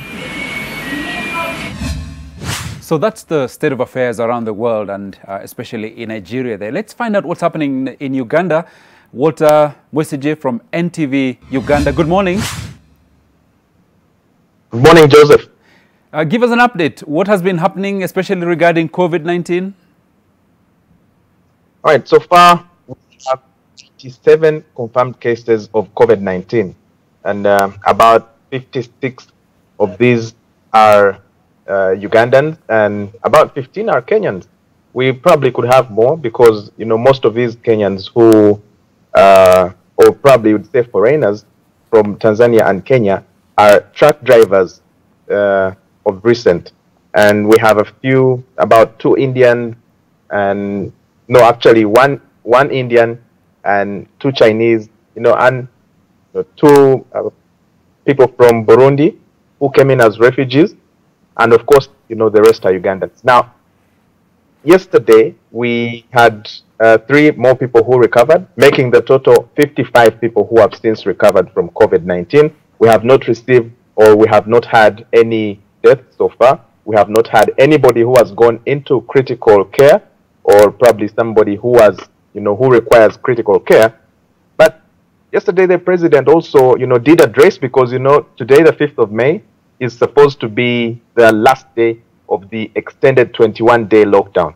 Now, the president added another 14 days, but of course eased, part of the lockdown. So a couple of people here and there can, have their businesses continue. We have, hardware stores, garages, we have wholesale shops, we have metal and woodwork shops, insurance providers. The Law Society is also going to provide a quota of 30 lawyers, who can carry on legal work because, of course, criminal cases, or you would say justice, has to prevail each and every day, and it's something that cannot be stopped. And so, Walter, and have the hours have the hours of the of the lockdown changed? Was there the timing, the hours of the lockdown? Any changes there? No, the curfew, actually, he never mentioned anything about the curfew. So, in essence, we still maintain that there is no change. So, the hours will remain the same. Be at home by 7 p.m. and you can only leave home by 6:30 a.m. And, there is no change about that. But, of course, also, public transport has not been, touched. He says that's something that he will communicate later. Places of mass gatherings will not open, such as schools, you'd say, places of worship, all of them won't open. And of course, the 3rd of June here, Martyrs' Day, always, gathers a lot of people, including some from Kenya there, others from, across the world. And this day today, or this year, we shall not have that day celebrated here. Now, Walter, with the Ugandan numbers are relatively low. Ugandans are possibly hoping the government would ease up more than they've done? Well, that's a discussion that was in the making. The president says they were studying, and of course the Ministry of Health also says that they were studying the situation. But, what became speaking now is that we registered some community cases. So far, we have about 2 community cases in 2 different districts. These people tested positive. Of course, one came from Tanzania in Bukoba, but he's a Ugandan, so he is actually a student who returned. Then the other also is a border rider who chauffeured 2 people from Burundi. All these 3 have since tested positive for COVID-19, and we have a police officer in one of the districts who tested positive for COVID-19. So, that entire district is being monitored. And, this now informed the new decision to extend the 14 days. Okay, Walter, thank you. Please stay with us. I'll be right back in Kampala.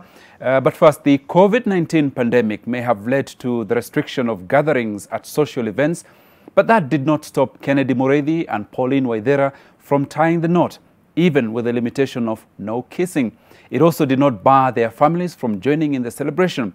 They followed the Lovebirds' wedding through a Facebook live stream. Halima Gongo gives us this heartwarming story. When Kennedy Mureithi and his fiancée Pauline Waithera commenced their wedding plans last year, they had visualized a magnificent ceremony that will forever be etched along the pavements of their memory lane. But the coronavirus pandemic came up, and their plans were not going down, at least not the date. They shared their invite and asked their families and friends to join them virtually. At the SCK St. Andrew's Church in Thika, Kiambu County, they met at the altar, donning face masks and keeping some social distance from each other. Their physical congregation comprised of less than 15 people. There were empty pews across the sanctuary that can seat more than 1,000 people. The wedding was unique, down to some significant parts in most ceremonies. For instance, the couple did not kiss. It is not wise to postpone a covenant. A wedding is a covenant, that which we have done. Wacha tuseme, this is divine. Wedding is unique. At the village in Kirinyaga County, family and friends who congregated to watch the wedding were put under strict guidelines and were required to wash their hands, keep distance between each other and be in face masks. Angalia kutoka kwa hii technology na tunafurahia sana. Na hapo ndipo nasema watoto wetu waendelee vyema, Mungu anatarajia mambo mema. Muridhi revealed that the wedding cost them less than 20,000 shillings. The newlyweds only had lunch with their best couple in an in-house arrangement. Halima Gongo, NTV. Okay, Walter in Kampala, have you had any of these virtual Zoom weddings so far? Yeah, Joseph, we've had very many actually. Quite a number recently.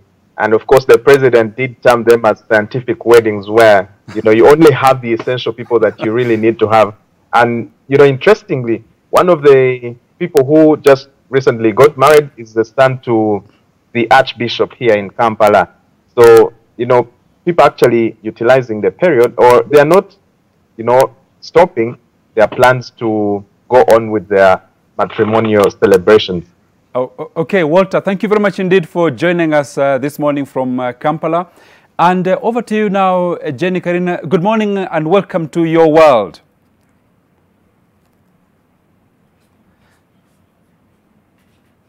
Yes, I hope now you can. I'm just. Let me see if I can hear you again. Good morning again.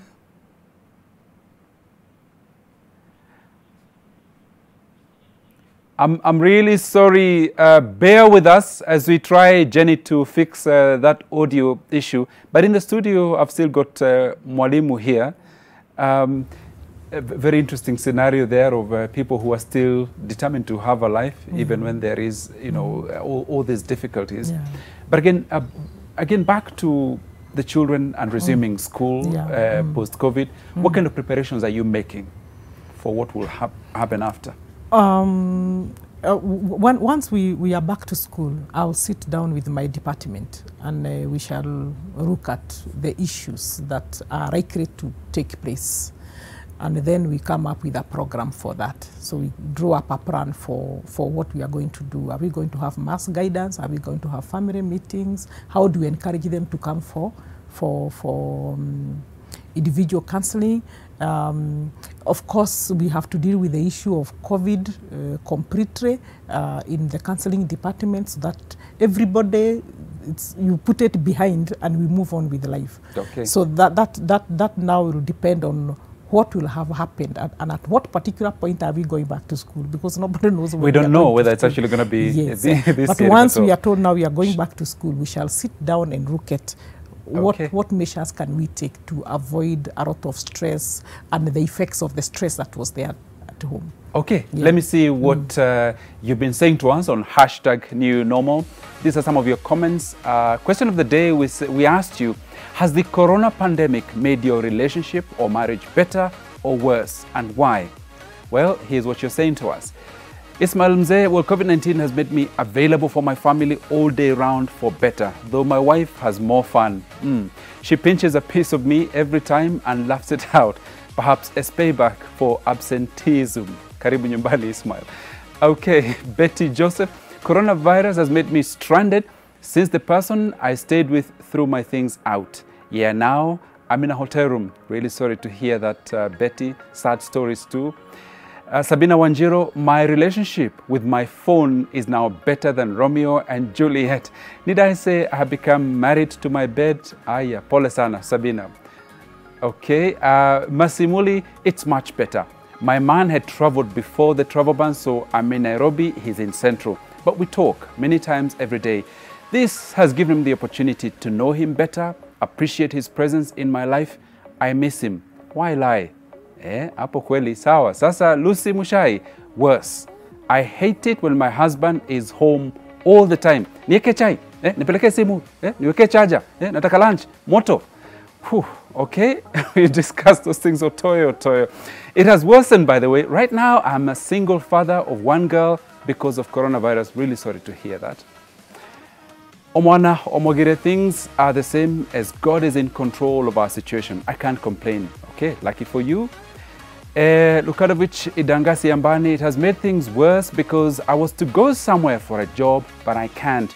I need to provide for my family. Okay, things we've raised here in this discussion.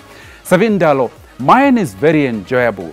Tulikosa na siku ya pili, nowadays tunaishi kama jirani. It's either tunapatana kwa kitchen, mtu akiendea food, house girl, amepika kwa corridors. Hakuna kusumbuana, life is good. So you're actually doing self-isolation ndani ya nyumba. That is really crazy. Chesoni Arab Koske, imagine being locked down in different parts, hata mwezi onana. Corona can easily put you asunder. Si mchezo. Ebu vumilia, corona itaisha. Thank you, Arab Koske. Now, mwingine hapa, Bishop John Kagwaya. Woi, my wife is oh, no, did you just write that? My wife is worse than corona. How do you mean? We will ask her what she makes of you. Reinhard Bonke, that's what you call yourself on Twitter. Hivi, hii tabia ya wanawake imetoa wapi? Tunagombana, unaondoka na watoto na house girl. Sasa house girl anahusika vipi kwenye ugomvi wetu? We'll address that in a moment. Osama Jr., if we men continue behaving normally, the ladies will treat us abnormally. Wow, I need some response to that because that sounds a little bit crazy.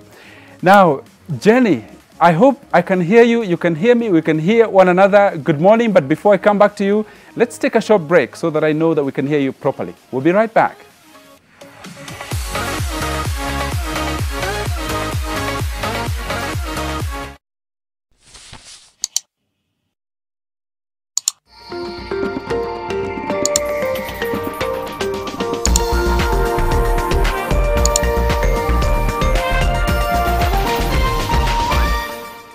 Have you shared your bongo points with someone who needs them?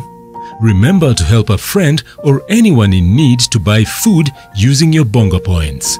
Stay at home, but still stay together with your loved ones and friends using bongo points.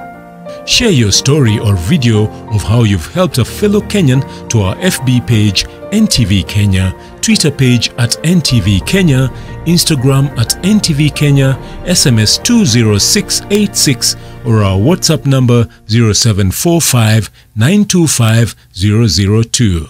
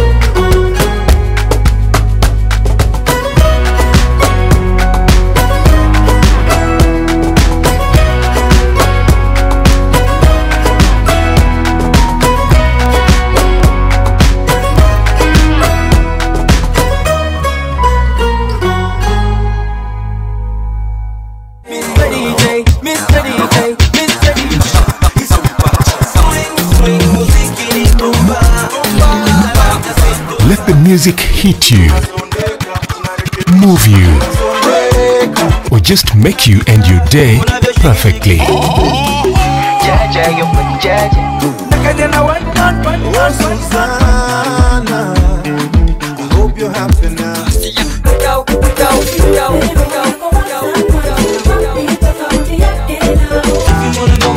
Catch hit after hit of music that gets you grooving on weekday nights.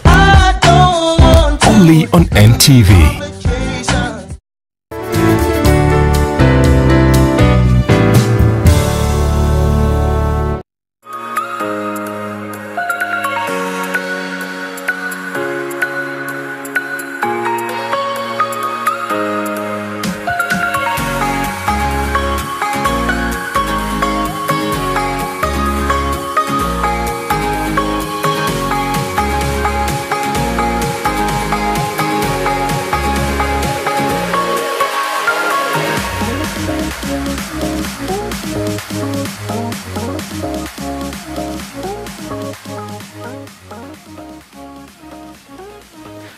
Now, remember, we welcome your feedback, your comments, your questions, our hashtag New Normal. You can also reach us by phone, by Skype, or by WhatsApp.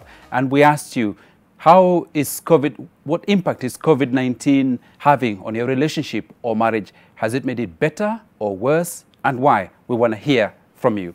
Now, the domestic violence cases across the region report of an increase as the stay-at-home and lockdown measures are strengthened. In Uganda, the case is no different.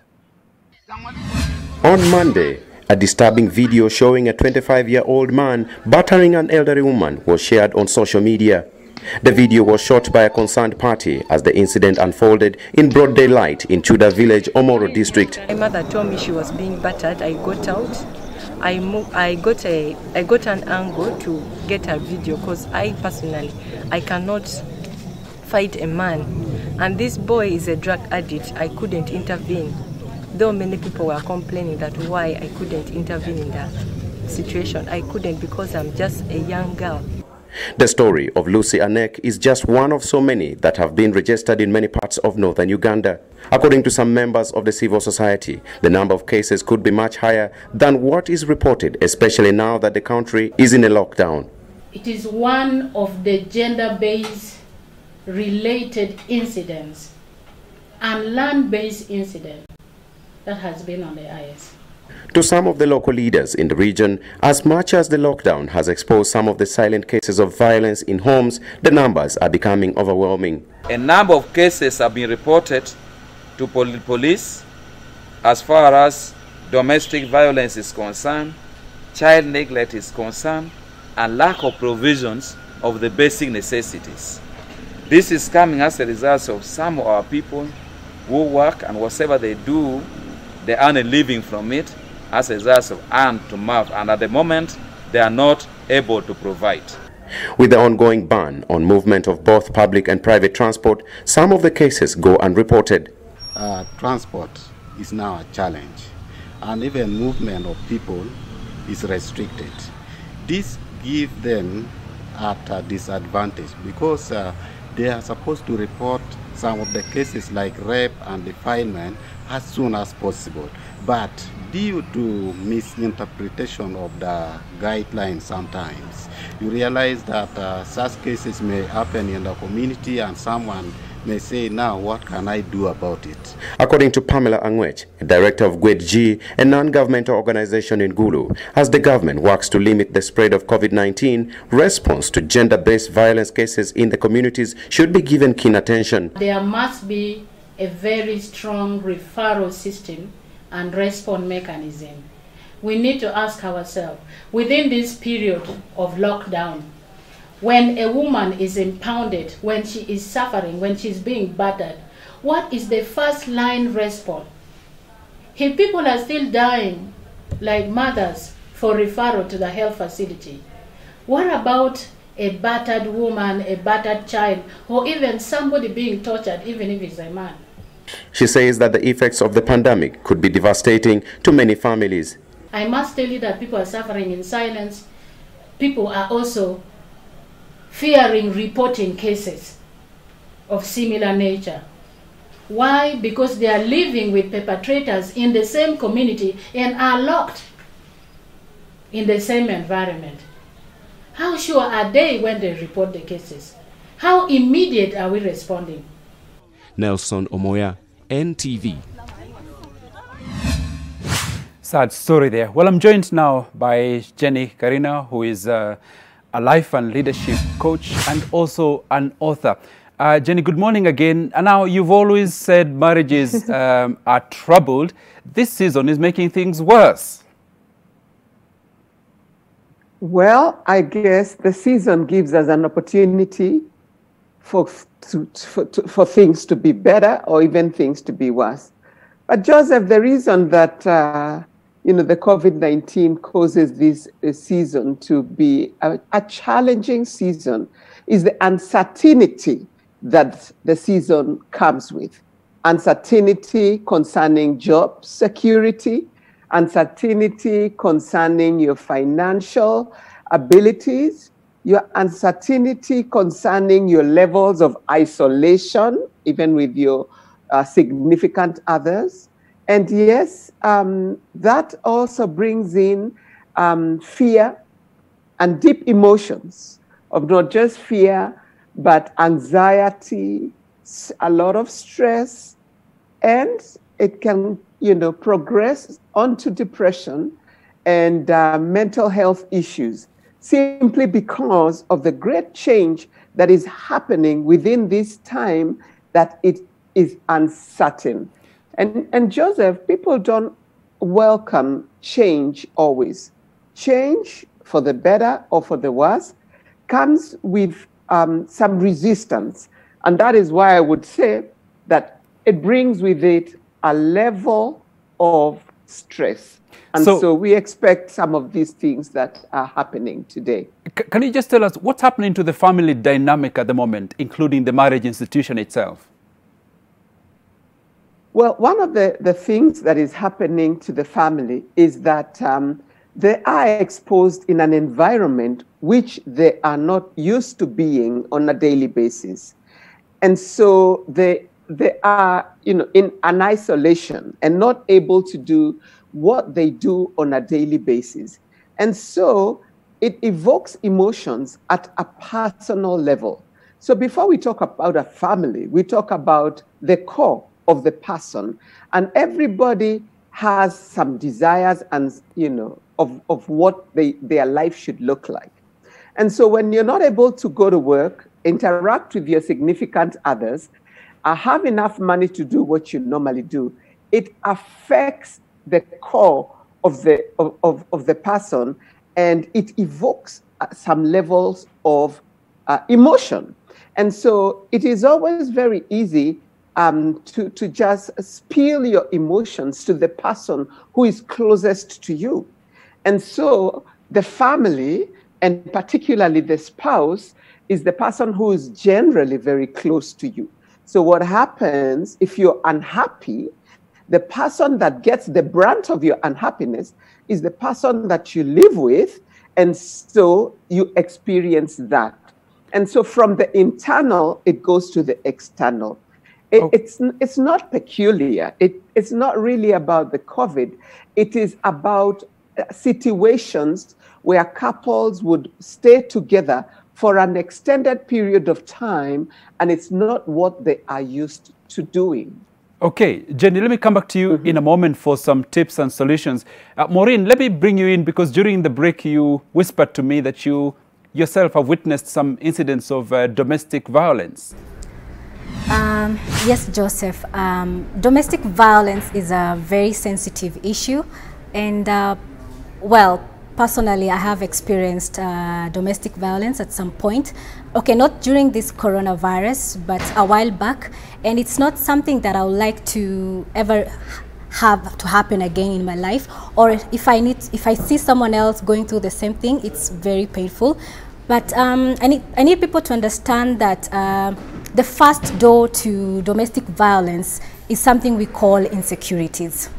So these insecurities come in so many ways, Joseph. Like, for instance, we have the most cause of domestic violence is cheating, and then we have maybe financial problems, and maybe people have low self-esteem, people are anxious, people can't deal with their significant others nagging or something. So I really feel like it's really a very sensitive issue, that even when we are talking about it, because we have not even found great solutions on how to handle domestic violence, because we tell men and women, go report to the police, go back to your families, walk away, and it's not easy. And so I've seen... Yeah? What's been happening in your neighborhood? Yeah, in my neighborhood, I happen to have actually witnessed a couple. And it was so terrifying, and it was traumatizing also at the same time, because these two people just came out bashing at each other. I think they were almost killing each other at some point, and it was nothing to smile about. And people were coming outside just to watch, and people were wondering what's going on. Nobody wanted even to come near them. And as I looked, I think I saw that I think they were arguing about a phone, and I think they were struggling over the phone. And I think maybe it's because maybe there were some messages that were not taken well by someone, either with the guy or the woman, and it was so bad. Like if we had not called the watchman to stop that, I think one of them would really have been injured, and it's really very bad. And I think domestic violence should really be something that we need to have an open discussion of getting more solutions on how to handle domestic violence. Okay, Jenny, let me come to you now. Take us through what your tips or your advice would be in terms of minimizing or containing conflict within the home or within the marriage even. Okay, thank you, Joseph. I think one of the things that I would like us to know is that, you know, every time we are going through a difficult situation, we need to be able to capture our emotions, to be able to adjust our behaviors and our emotions within that particular season. So I would say, first and foremost, even beyond this COVID, it is documented that 4 out of 10 people in Kenya will experience mental health issues. When we think about mental health, we think about madness, but I want you to understand that mental health is about stress, it's about drug addiction, it's about exhaustion, it's about, you know, extreme fatigue, and eventually depression, the levels of anxiety.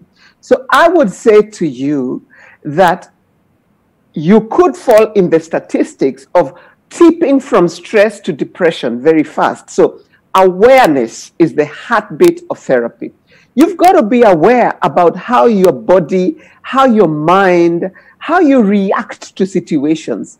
And so this is a time to just be still and get to know how you are reacting concerning the issues of isolation, financial distress, lack of employment, any disruption. Yes, we are going to go through challenging times of disruption. The question is, how do you brace yourself and be able to go through these challenging times? You've got to be still and know that you can be able to control that which happens to you, and consequently, the manner in which you react to others.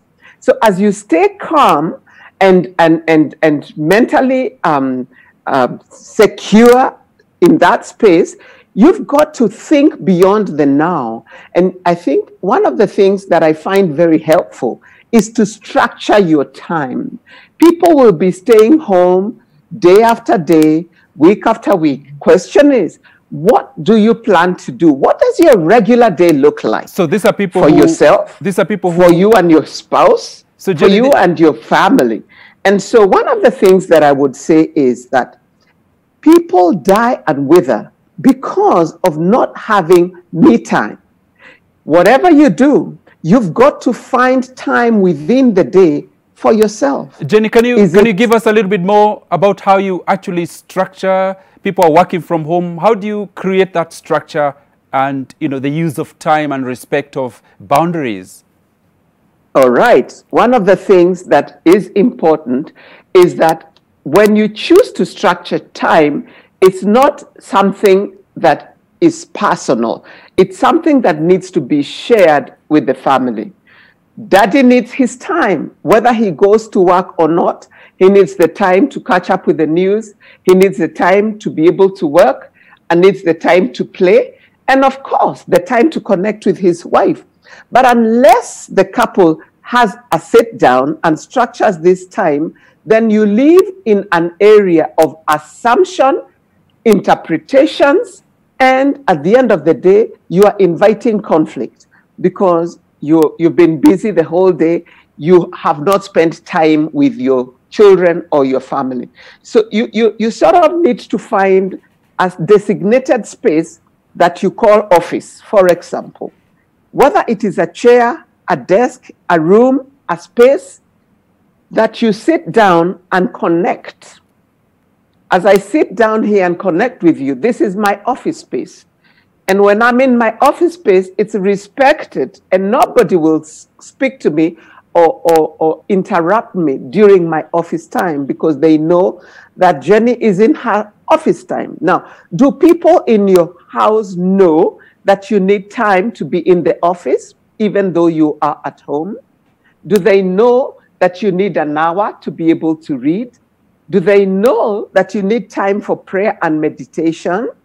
That is something that needs to be encouraged, and every member, spouse and children need their time. There needs to be homework time.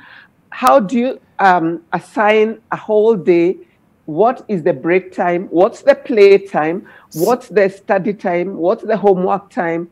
That is absolutely crucial. So, Jenny, when you start, let me, Joseph, ask me. Just stay on the line for a moment. I want to switch on to something here and then come back to the discussion. Okay. Now, wives come together on Twitter to address their frustrations on how interesting it is to watch their husbands work from home.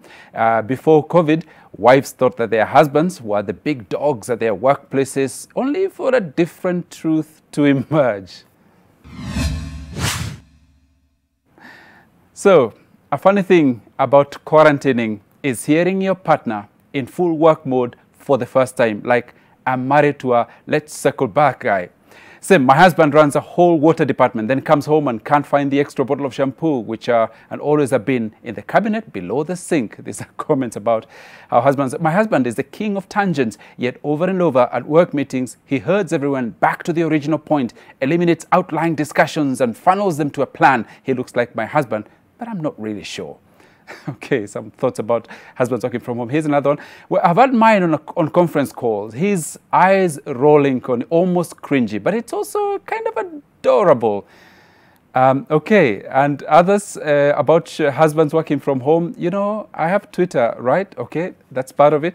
Here's another one. My partner is laid back and chilled about everything. Never has as much of an opinion or argument, but apparently at work he's super competent and speaks. Well, that went too fast for me. It turns out my husband can actually small talk, just not with anyone we know in non-work life. Okay. Yes, more comments about husbands working from. It's a must that needs to earn a living, not to show that that's part of it. Yeah, my wife works from home full time, but I remember the day I realized she was the one more question person at the end of meetings. I was shocked. Okay, and I'm married to just clarify. Okay, let me, before I go to, let me come to you, Mwalimu, yes, in the studio. Yeah. Picking up from what Jenny has been speaking about. Structure in the house in this season. You were also big on parenting. Your tips? Yeah, actually it is very, very, very important, because that is what is bringing a lot of conflicts, because we don't have a structure, we don't have a routine. So we do I wake up when I want, I take my breakfast when I want, and so on. Children are doing what they want. There is no routine. And therefore, the lack of that structure is going to bring a lot of conflicts. There should be a time for when do we wake up, when do we take breakfast, what is time for homework for children.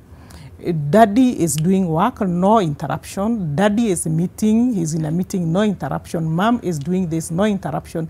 There is time to pray and all that. So that one should be there, and it makes the family now a little bit more cohesive.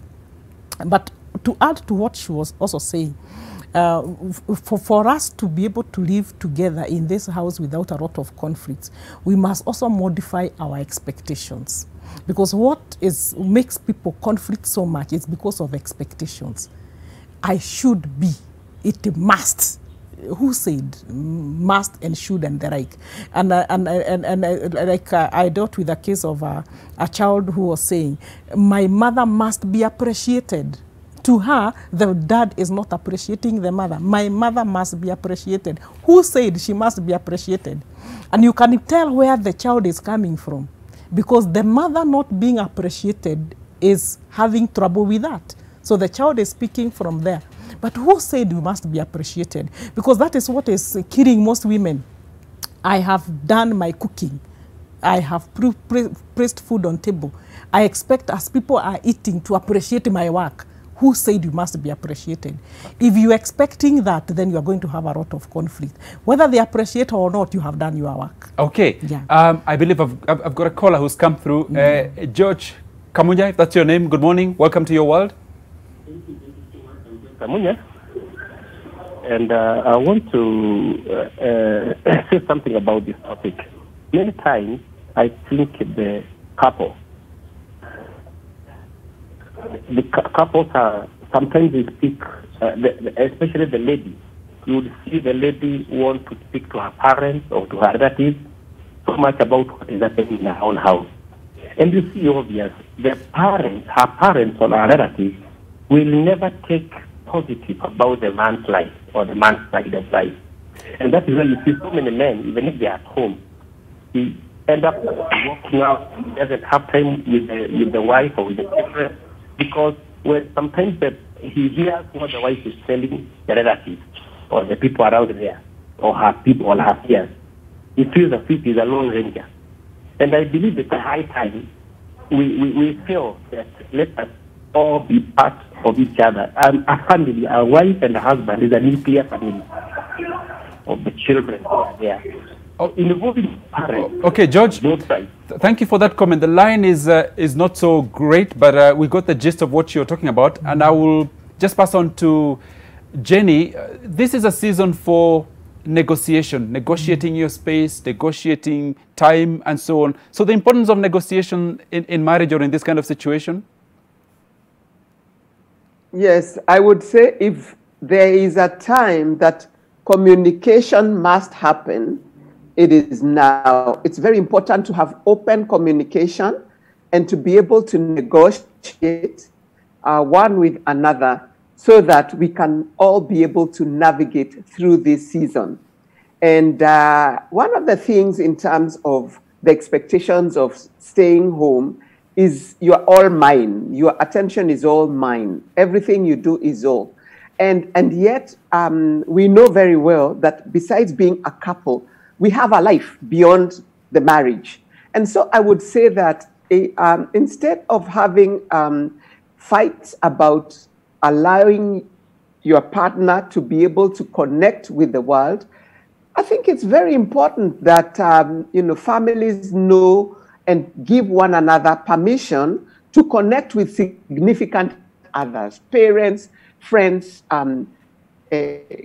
relatives, on the phone or in any method that that is viable, so that they feel complete, because the spouse relationship is one, but the relationships with others also makes the individual. Sorry, I've lost your sound, but I'll come back to you. Time maybe for a short break and we'll be right back.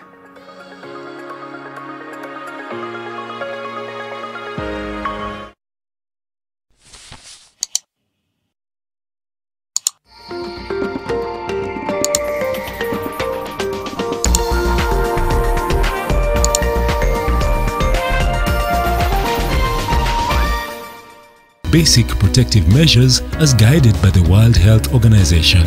Clean hands frequently with soap and clean water. Cover nose and mouth when coughing and sneezing with a tissue or flexed elbow.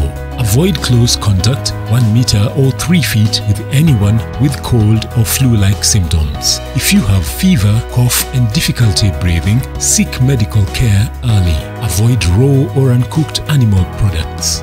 Help the world put an end to the spread of respiratory diseases by sharing this message with a friend. Message brought to you by Sour Herbal Family Bath Soap. Working from home? No problem. Fiber Home has you covered with the fastest and most reliable internet speeds. Get connected today. Kazi lazima iendelee. Are you struggling with how to help your child with their math problems at home? Introducing the Mwalimu Plus e-tutor with personalized learning support for your child. The app is free for class 4 and 6, and class 3, 5, 7 and 8 pay 50% or pay just 5 bob a day.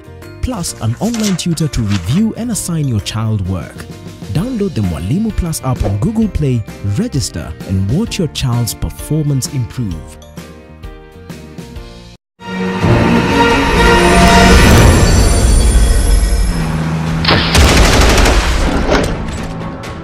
You're free, big boss. We are just getting started here. It's payback time, boys. I don't love Agatha. I had to wrap her around my finger because we both need to get her share of the cash. The truth is slowly coming out bit by bit. We'll make sure the person who did this to you will pay. You like games? Then let's play one. By my rules.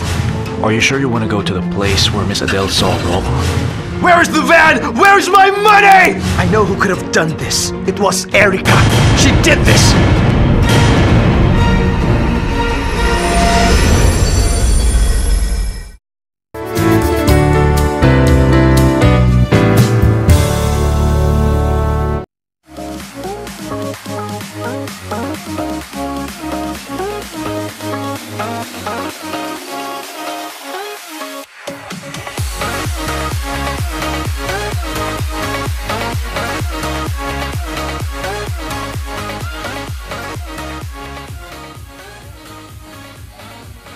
Okay, and as we try to sort out our audio problems with Jenny, let me come to you, Mwalimu, in the studio.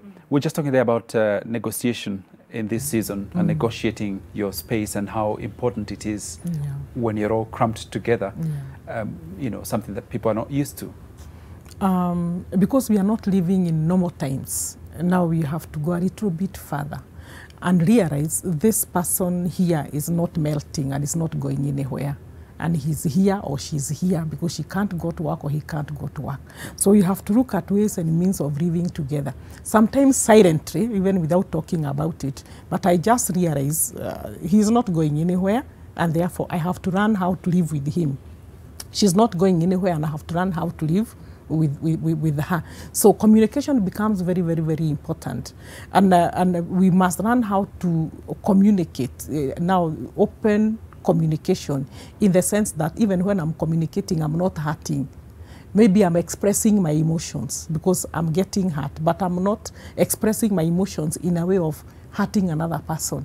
Like when we use, you did this, now you are going to fight. Blame and so on. Yes. Oh, okay. Yeah, but I'm feeling hurt because of ABCD, not because you did ABCD. I'm getting hurt because of ABCD. And that now starts a conversation where now we can negotiate. And something that has been going on around in social media is that people saying, now I know what retirement looks like. Indeed. Yes. We'll come back onto that. Yeah. I believe we've got a caller here. Veronica, good morning. Welcome to your world.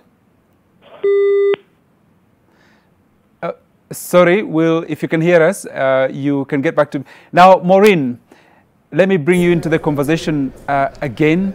We're talking about negotiations. We're also talking about forgiveness. Is this a season for forgiving, being a bit more tolerant in relationships? Yes, Joseph, I feel like this coronavirus has caused a lot of panic and a lot of fear. And we need to understand that we are not living in normal times. And there's a lot of high expectations, high emotions that are running around. So I think couples, that's something that we need to exercise is something we call forgiveness and a lot of communication. And I always tell my friends and my colleagues that love is an act. Is an endless act of forgiveness. You can't dare to try to date. You can't try to say that you are in a relationship, yet you can't even exercise something we call forgiveness. So I think couples need to exercise forgiveness because I think it's something that enables people to look at their partners not in a so perfect way. Like, sifai kukuona kama wewe ni mtu perfect, because if I see you as a perfect person, then there's something wrong because I'm also not perfect.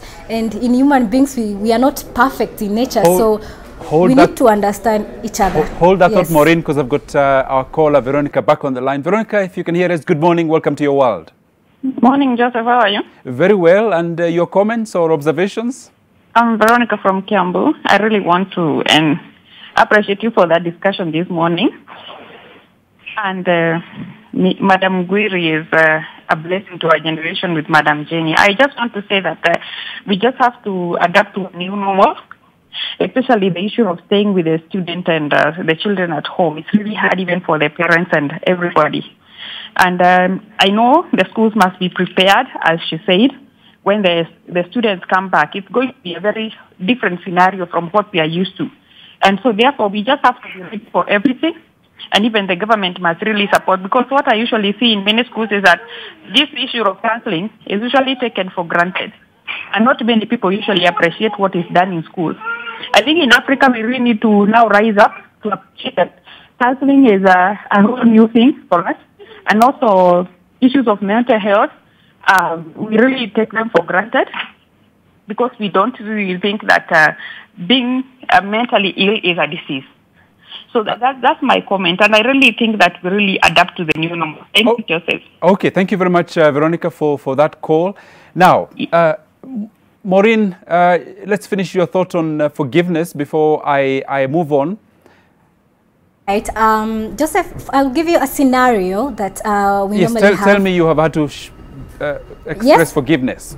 Yeah, I was talking about forgiveness, and my point was love is an endless act of forgiveness. I don't think two people who meet think that they are perfect. They're not perfect. They're going to mess up. They're going to do things that are not pleasing to one another's eye. So they need to find time, and they need to learn how to forgive. And forgiveness is not easy, Joseph, because it's really a selfless act. So for instance, maybe you see a scenario, maybe you think your boyfriend is cheating, maybe you have a scenario in the house, maybe he teased you, maybe he didn't do the right shopping that you wanted, he didn't pay the bills on time, he didn't send your Christmas card or your birthday gift on time. You have to learn how to handle these things in small doses, because you can't go around bashing people and fighting people, and we can actually easily forgive. Okay. And I think that really helps in handling situations with couples. Thank you, Maureen, for that. Mwalimu, that call, Veronica, really emphasizing again the importance of counseling. It seems we can't get away from it. Actually, and I like what Veronica said, because it is taken for granted, very much for granted. It is like people assume you've got a problem when you seek a counselor. Actually, that is what people think, that you are mentally ill or you have a very big problem, which is not the case. Sometimes you just want to make a decision. Of course, most of the time when people come in for counseling, they are coming for counseling because they were told to. They were sent for counseling. And therefore, it is like people are sent by companies, because the company can see there's something wrong here, but we don't know what it is. So that person will come for counseling, but will come with the issue of, I am not sick. I'm okay. I don't have a problem. That's how they'll come. But if you are a well-trained counselor, you will be able to pick very many issues from that guy or that lady through conversation, because there is a way you'll be able to pick the issues. And once you write down the issues, and it is like, okay, I didn't know I was sick. I didn't know there was a problem. You see, he has already realized. The same with children. When children are sent for counseling, maybe the deputy principal sends a child for counseling. It is like, I do not need counseling. Our parent is told to take a child for, I don't need counseling. But when you sit down with that child, because every behavior has a cause. So for people, I mean, you're a counselor yourself, for people who are stuck at home and know that they're not feeling great or at their best, can you just explain the value of that space of counseling, that confidential space of counseling, and why it is important, especially in the season that we're in? Counseling is very, very, very important, because you are able to express to that person, the counselor, what you cannot express to somebody else. Maybe you cannot even express it to your husband or to your wife, or even to your mother or your father, but you can express to them. Including we men, we are told we don't talk. Yeah, men don't talk, but when they come for counseling, they talk. They open up. They open up, depending on the counselor, depending on how you deal with him, especially at the beginning. They finally open up. And at times, it is amazing to realize that this person had so many issues, but now they have come to realize.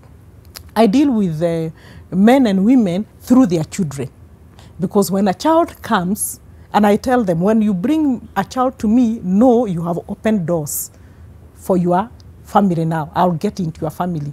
And that is exactly what happens, because the child will always speak the truth. So I'll face you with that truth. And so eventually it ends up being counseling for the family. So it end up, actually you cannot counsel a child and not bring the family. Okay. Of course, men refuse to come. All right, a challenge there for men like myself. Now the flower arrangements had been ordered, the band, the caterer and the venue were booked, and the wedding dress and tuxedo were ready. But then COVID-19 pandemic struck, bringing to a screeching halt Kenon Chapman and Callum Walker's plans to tie the knot on April the 4th. It's a scenario repeated for tens of thousands of couples across the United States. Now pronounce to your husband and wife under the state laws of California. You may now kiss.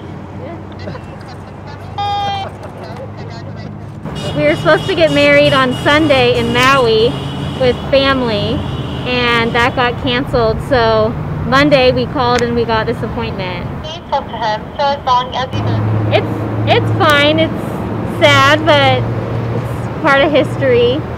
At least we can say we are married and can do a little celebration afterwards. Yeah, it changed a little bit of our plans. We actually were planning on getting married the week they shut everything down. So we're just going to wait it all out. And then we heard that they're going to have ceremonies here. So took advantage of it. Took advantage of it, yeah.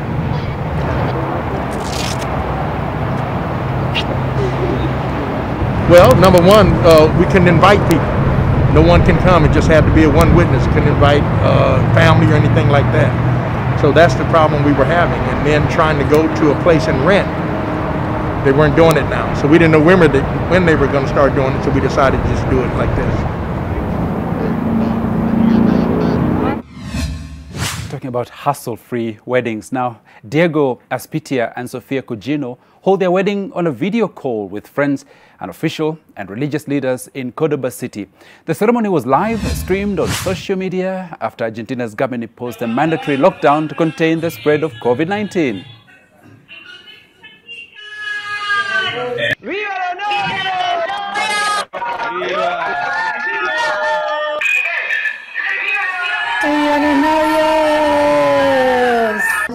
A este par de novios se les acabó la bebida en medio del casamiento. Martín y Julia. Gracias, Anita. ¿Es el matrimonio? Sí. ¿Nos comprometemos? Esperen que se cortó el Zoom.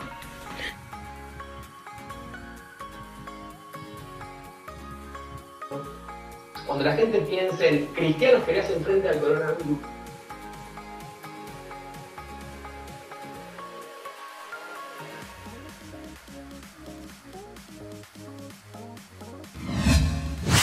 How's that for a wedding? Now, Iraqi police escort a couple to their wedding as authorities implement restrictions on large gatherings in a bid to stem the spread of the COVID-19 pandemic in Iraq's central shrine city of Najaf.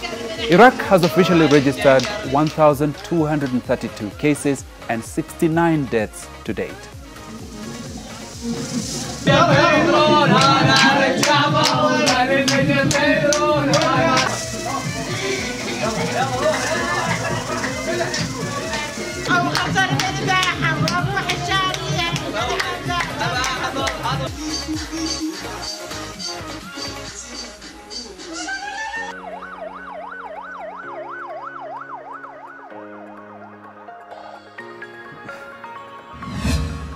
Okay, and there's more. India's military pay tribute to frontline workers battling the coronavirus pandemic with flybys. The helicopters flew over the Delhi hospital as a sign of their appreciation.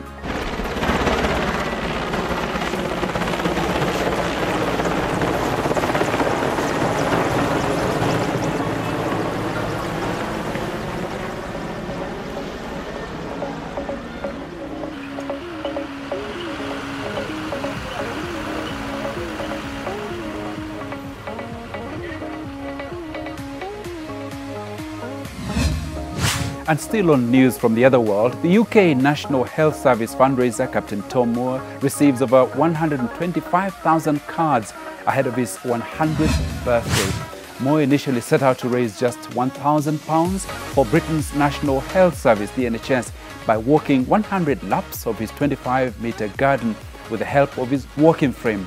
But his journey resonated with a public inundated with grim pandemic coverage and he became a global phenomenon, praised by the British Olympic great Mo Farah and Prince William. Guinness World Records announced Mo had broken the record for raising the most money in an individual charity walk. That's £27 million, equivalent to 3.5 billion shillings.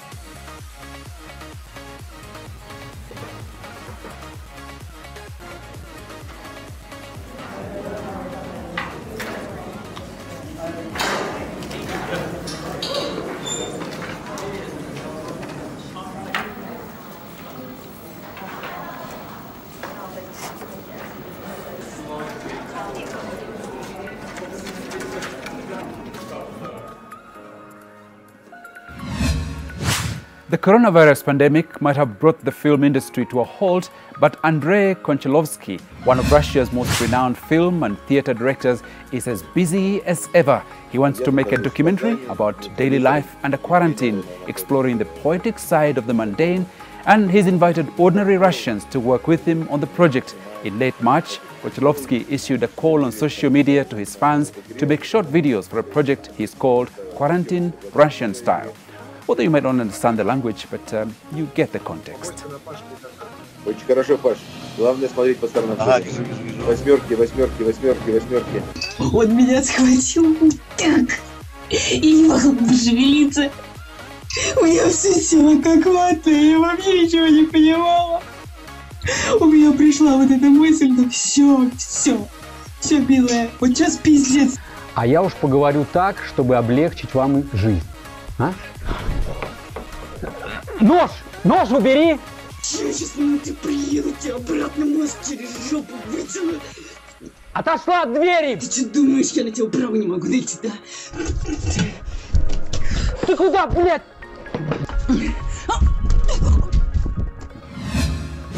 Scary stuff in the coming soon Zoom movie. Now, Cristiano Ronaldo and a few other footballers step out to exercise with their wives. This is one of the ways athletes are bonding with their loved ones during this COVID-19 period. Vai. Au.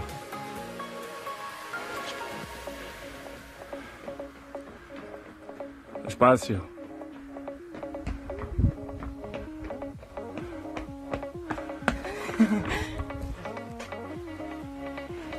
El pato y la gacela.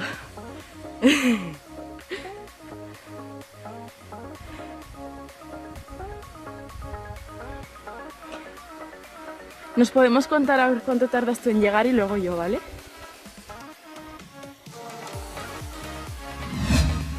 Now, is that his neighborhood or might his house? The COVID-19 pandemic has forced people to discard old practices or learn how to accommodate them in their daily lives. The church is one such institution that has just been forced to adjust how the faithful worship. Most churches have resorted to online church services in order to achieve proper social distancing, as most doors remain closed. In Copenhagen, an evangelist church holds a drive-in service every Sunday for its congregation, who park in front of a stage set up on a vacant lot, usually used for concerts. The pastor, Thomas Christensen, says he's pleased with the attendance, between 60 and 100 cars, depending on the Sunday, and the way that worshippers have adopted to the new social distancing measures.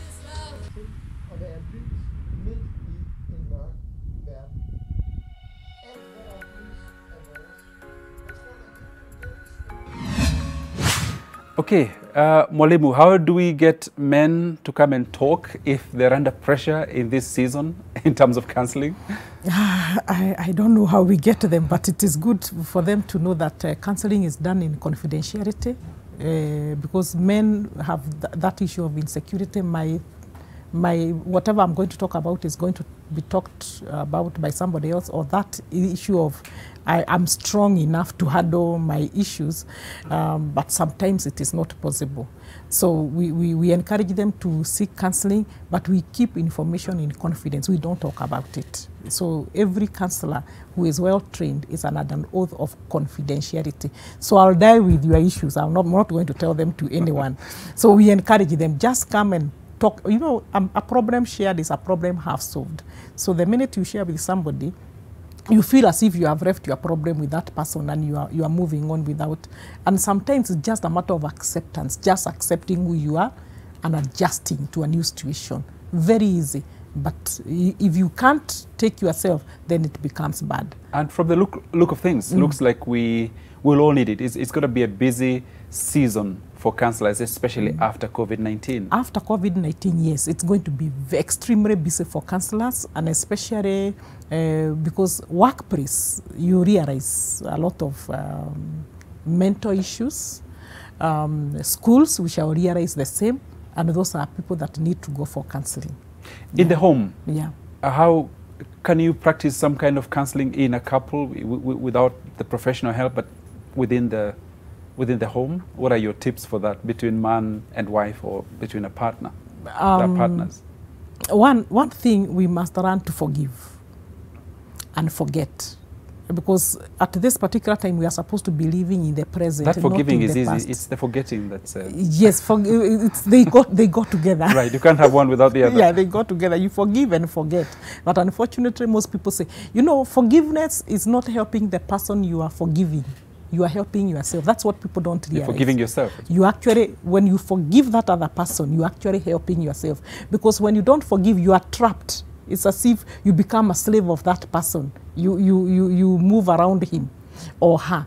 But once you forgive, you become free. Whether he or she accepts the forgiveness or not, that is not your problem. Because you are free and you can move on. It sets you free. Life. Yeah, it sets you free and you can move on with life. So we must learn how to forgive, okay, as well as forget, because we forgive and then we go back to it. Okay. It's that we keep on reminding each other, and 20 years ago, this is what happened. Okay. It is not helping. So at this particular time of COVID, we need to live in the present, not in the past. Let's forget about the past and live in the present. As we prepare for the future. And we prepare for the future. Well, hold on. Yeah. Maureen, your final thought in 30 seconds? Okay, sorry, we've lost you there. But now, did you know that most couples fight about these 5 issues? Free time, money, housework, physical intimacy, and extended family. Did you know that domestic violence is set to soar by 20% during global lockdown? At least 15 million more cases of domestic violence are predicted around the world this year as a result of pandemic restrictions. New data paints a bleak picture of life for women over the next decade, according to the UN Population Fund.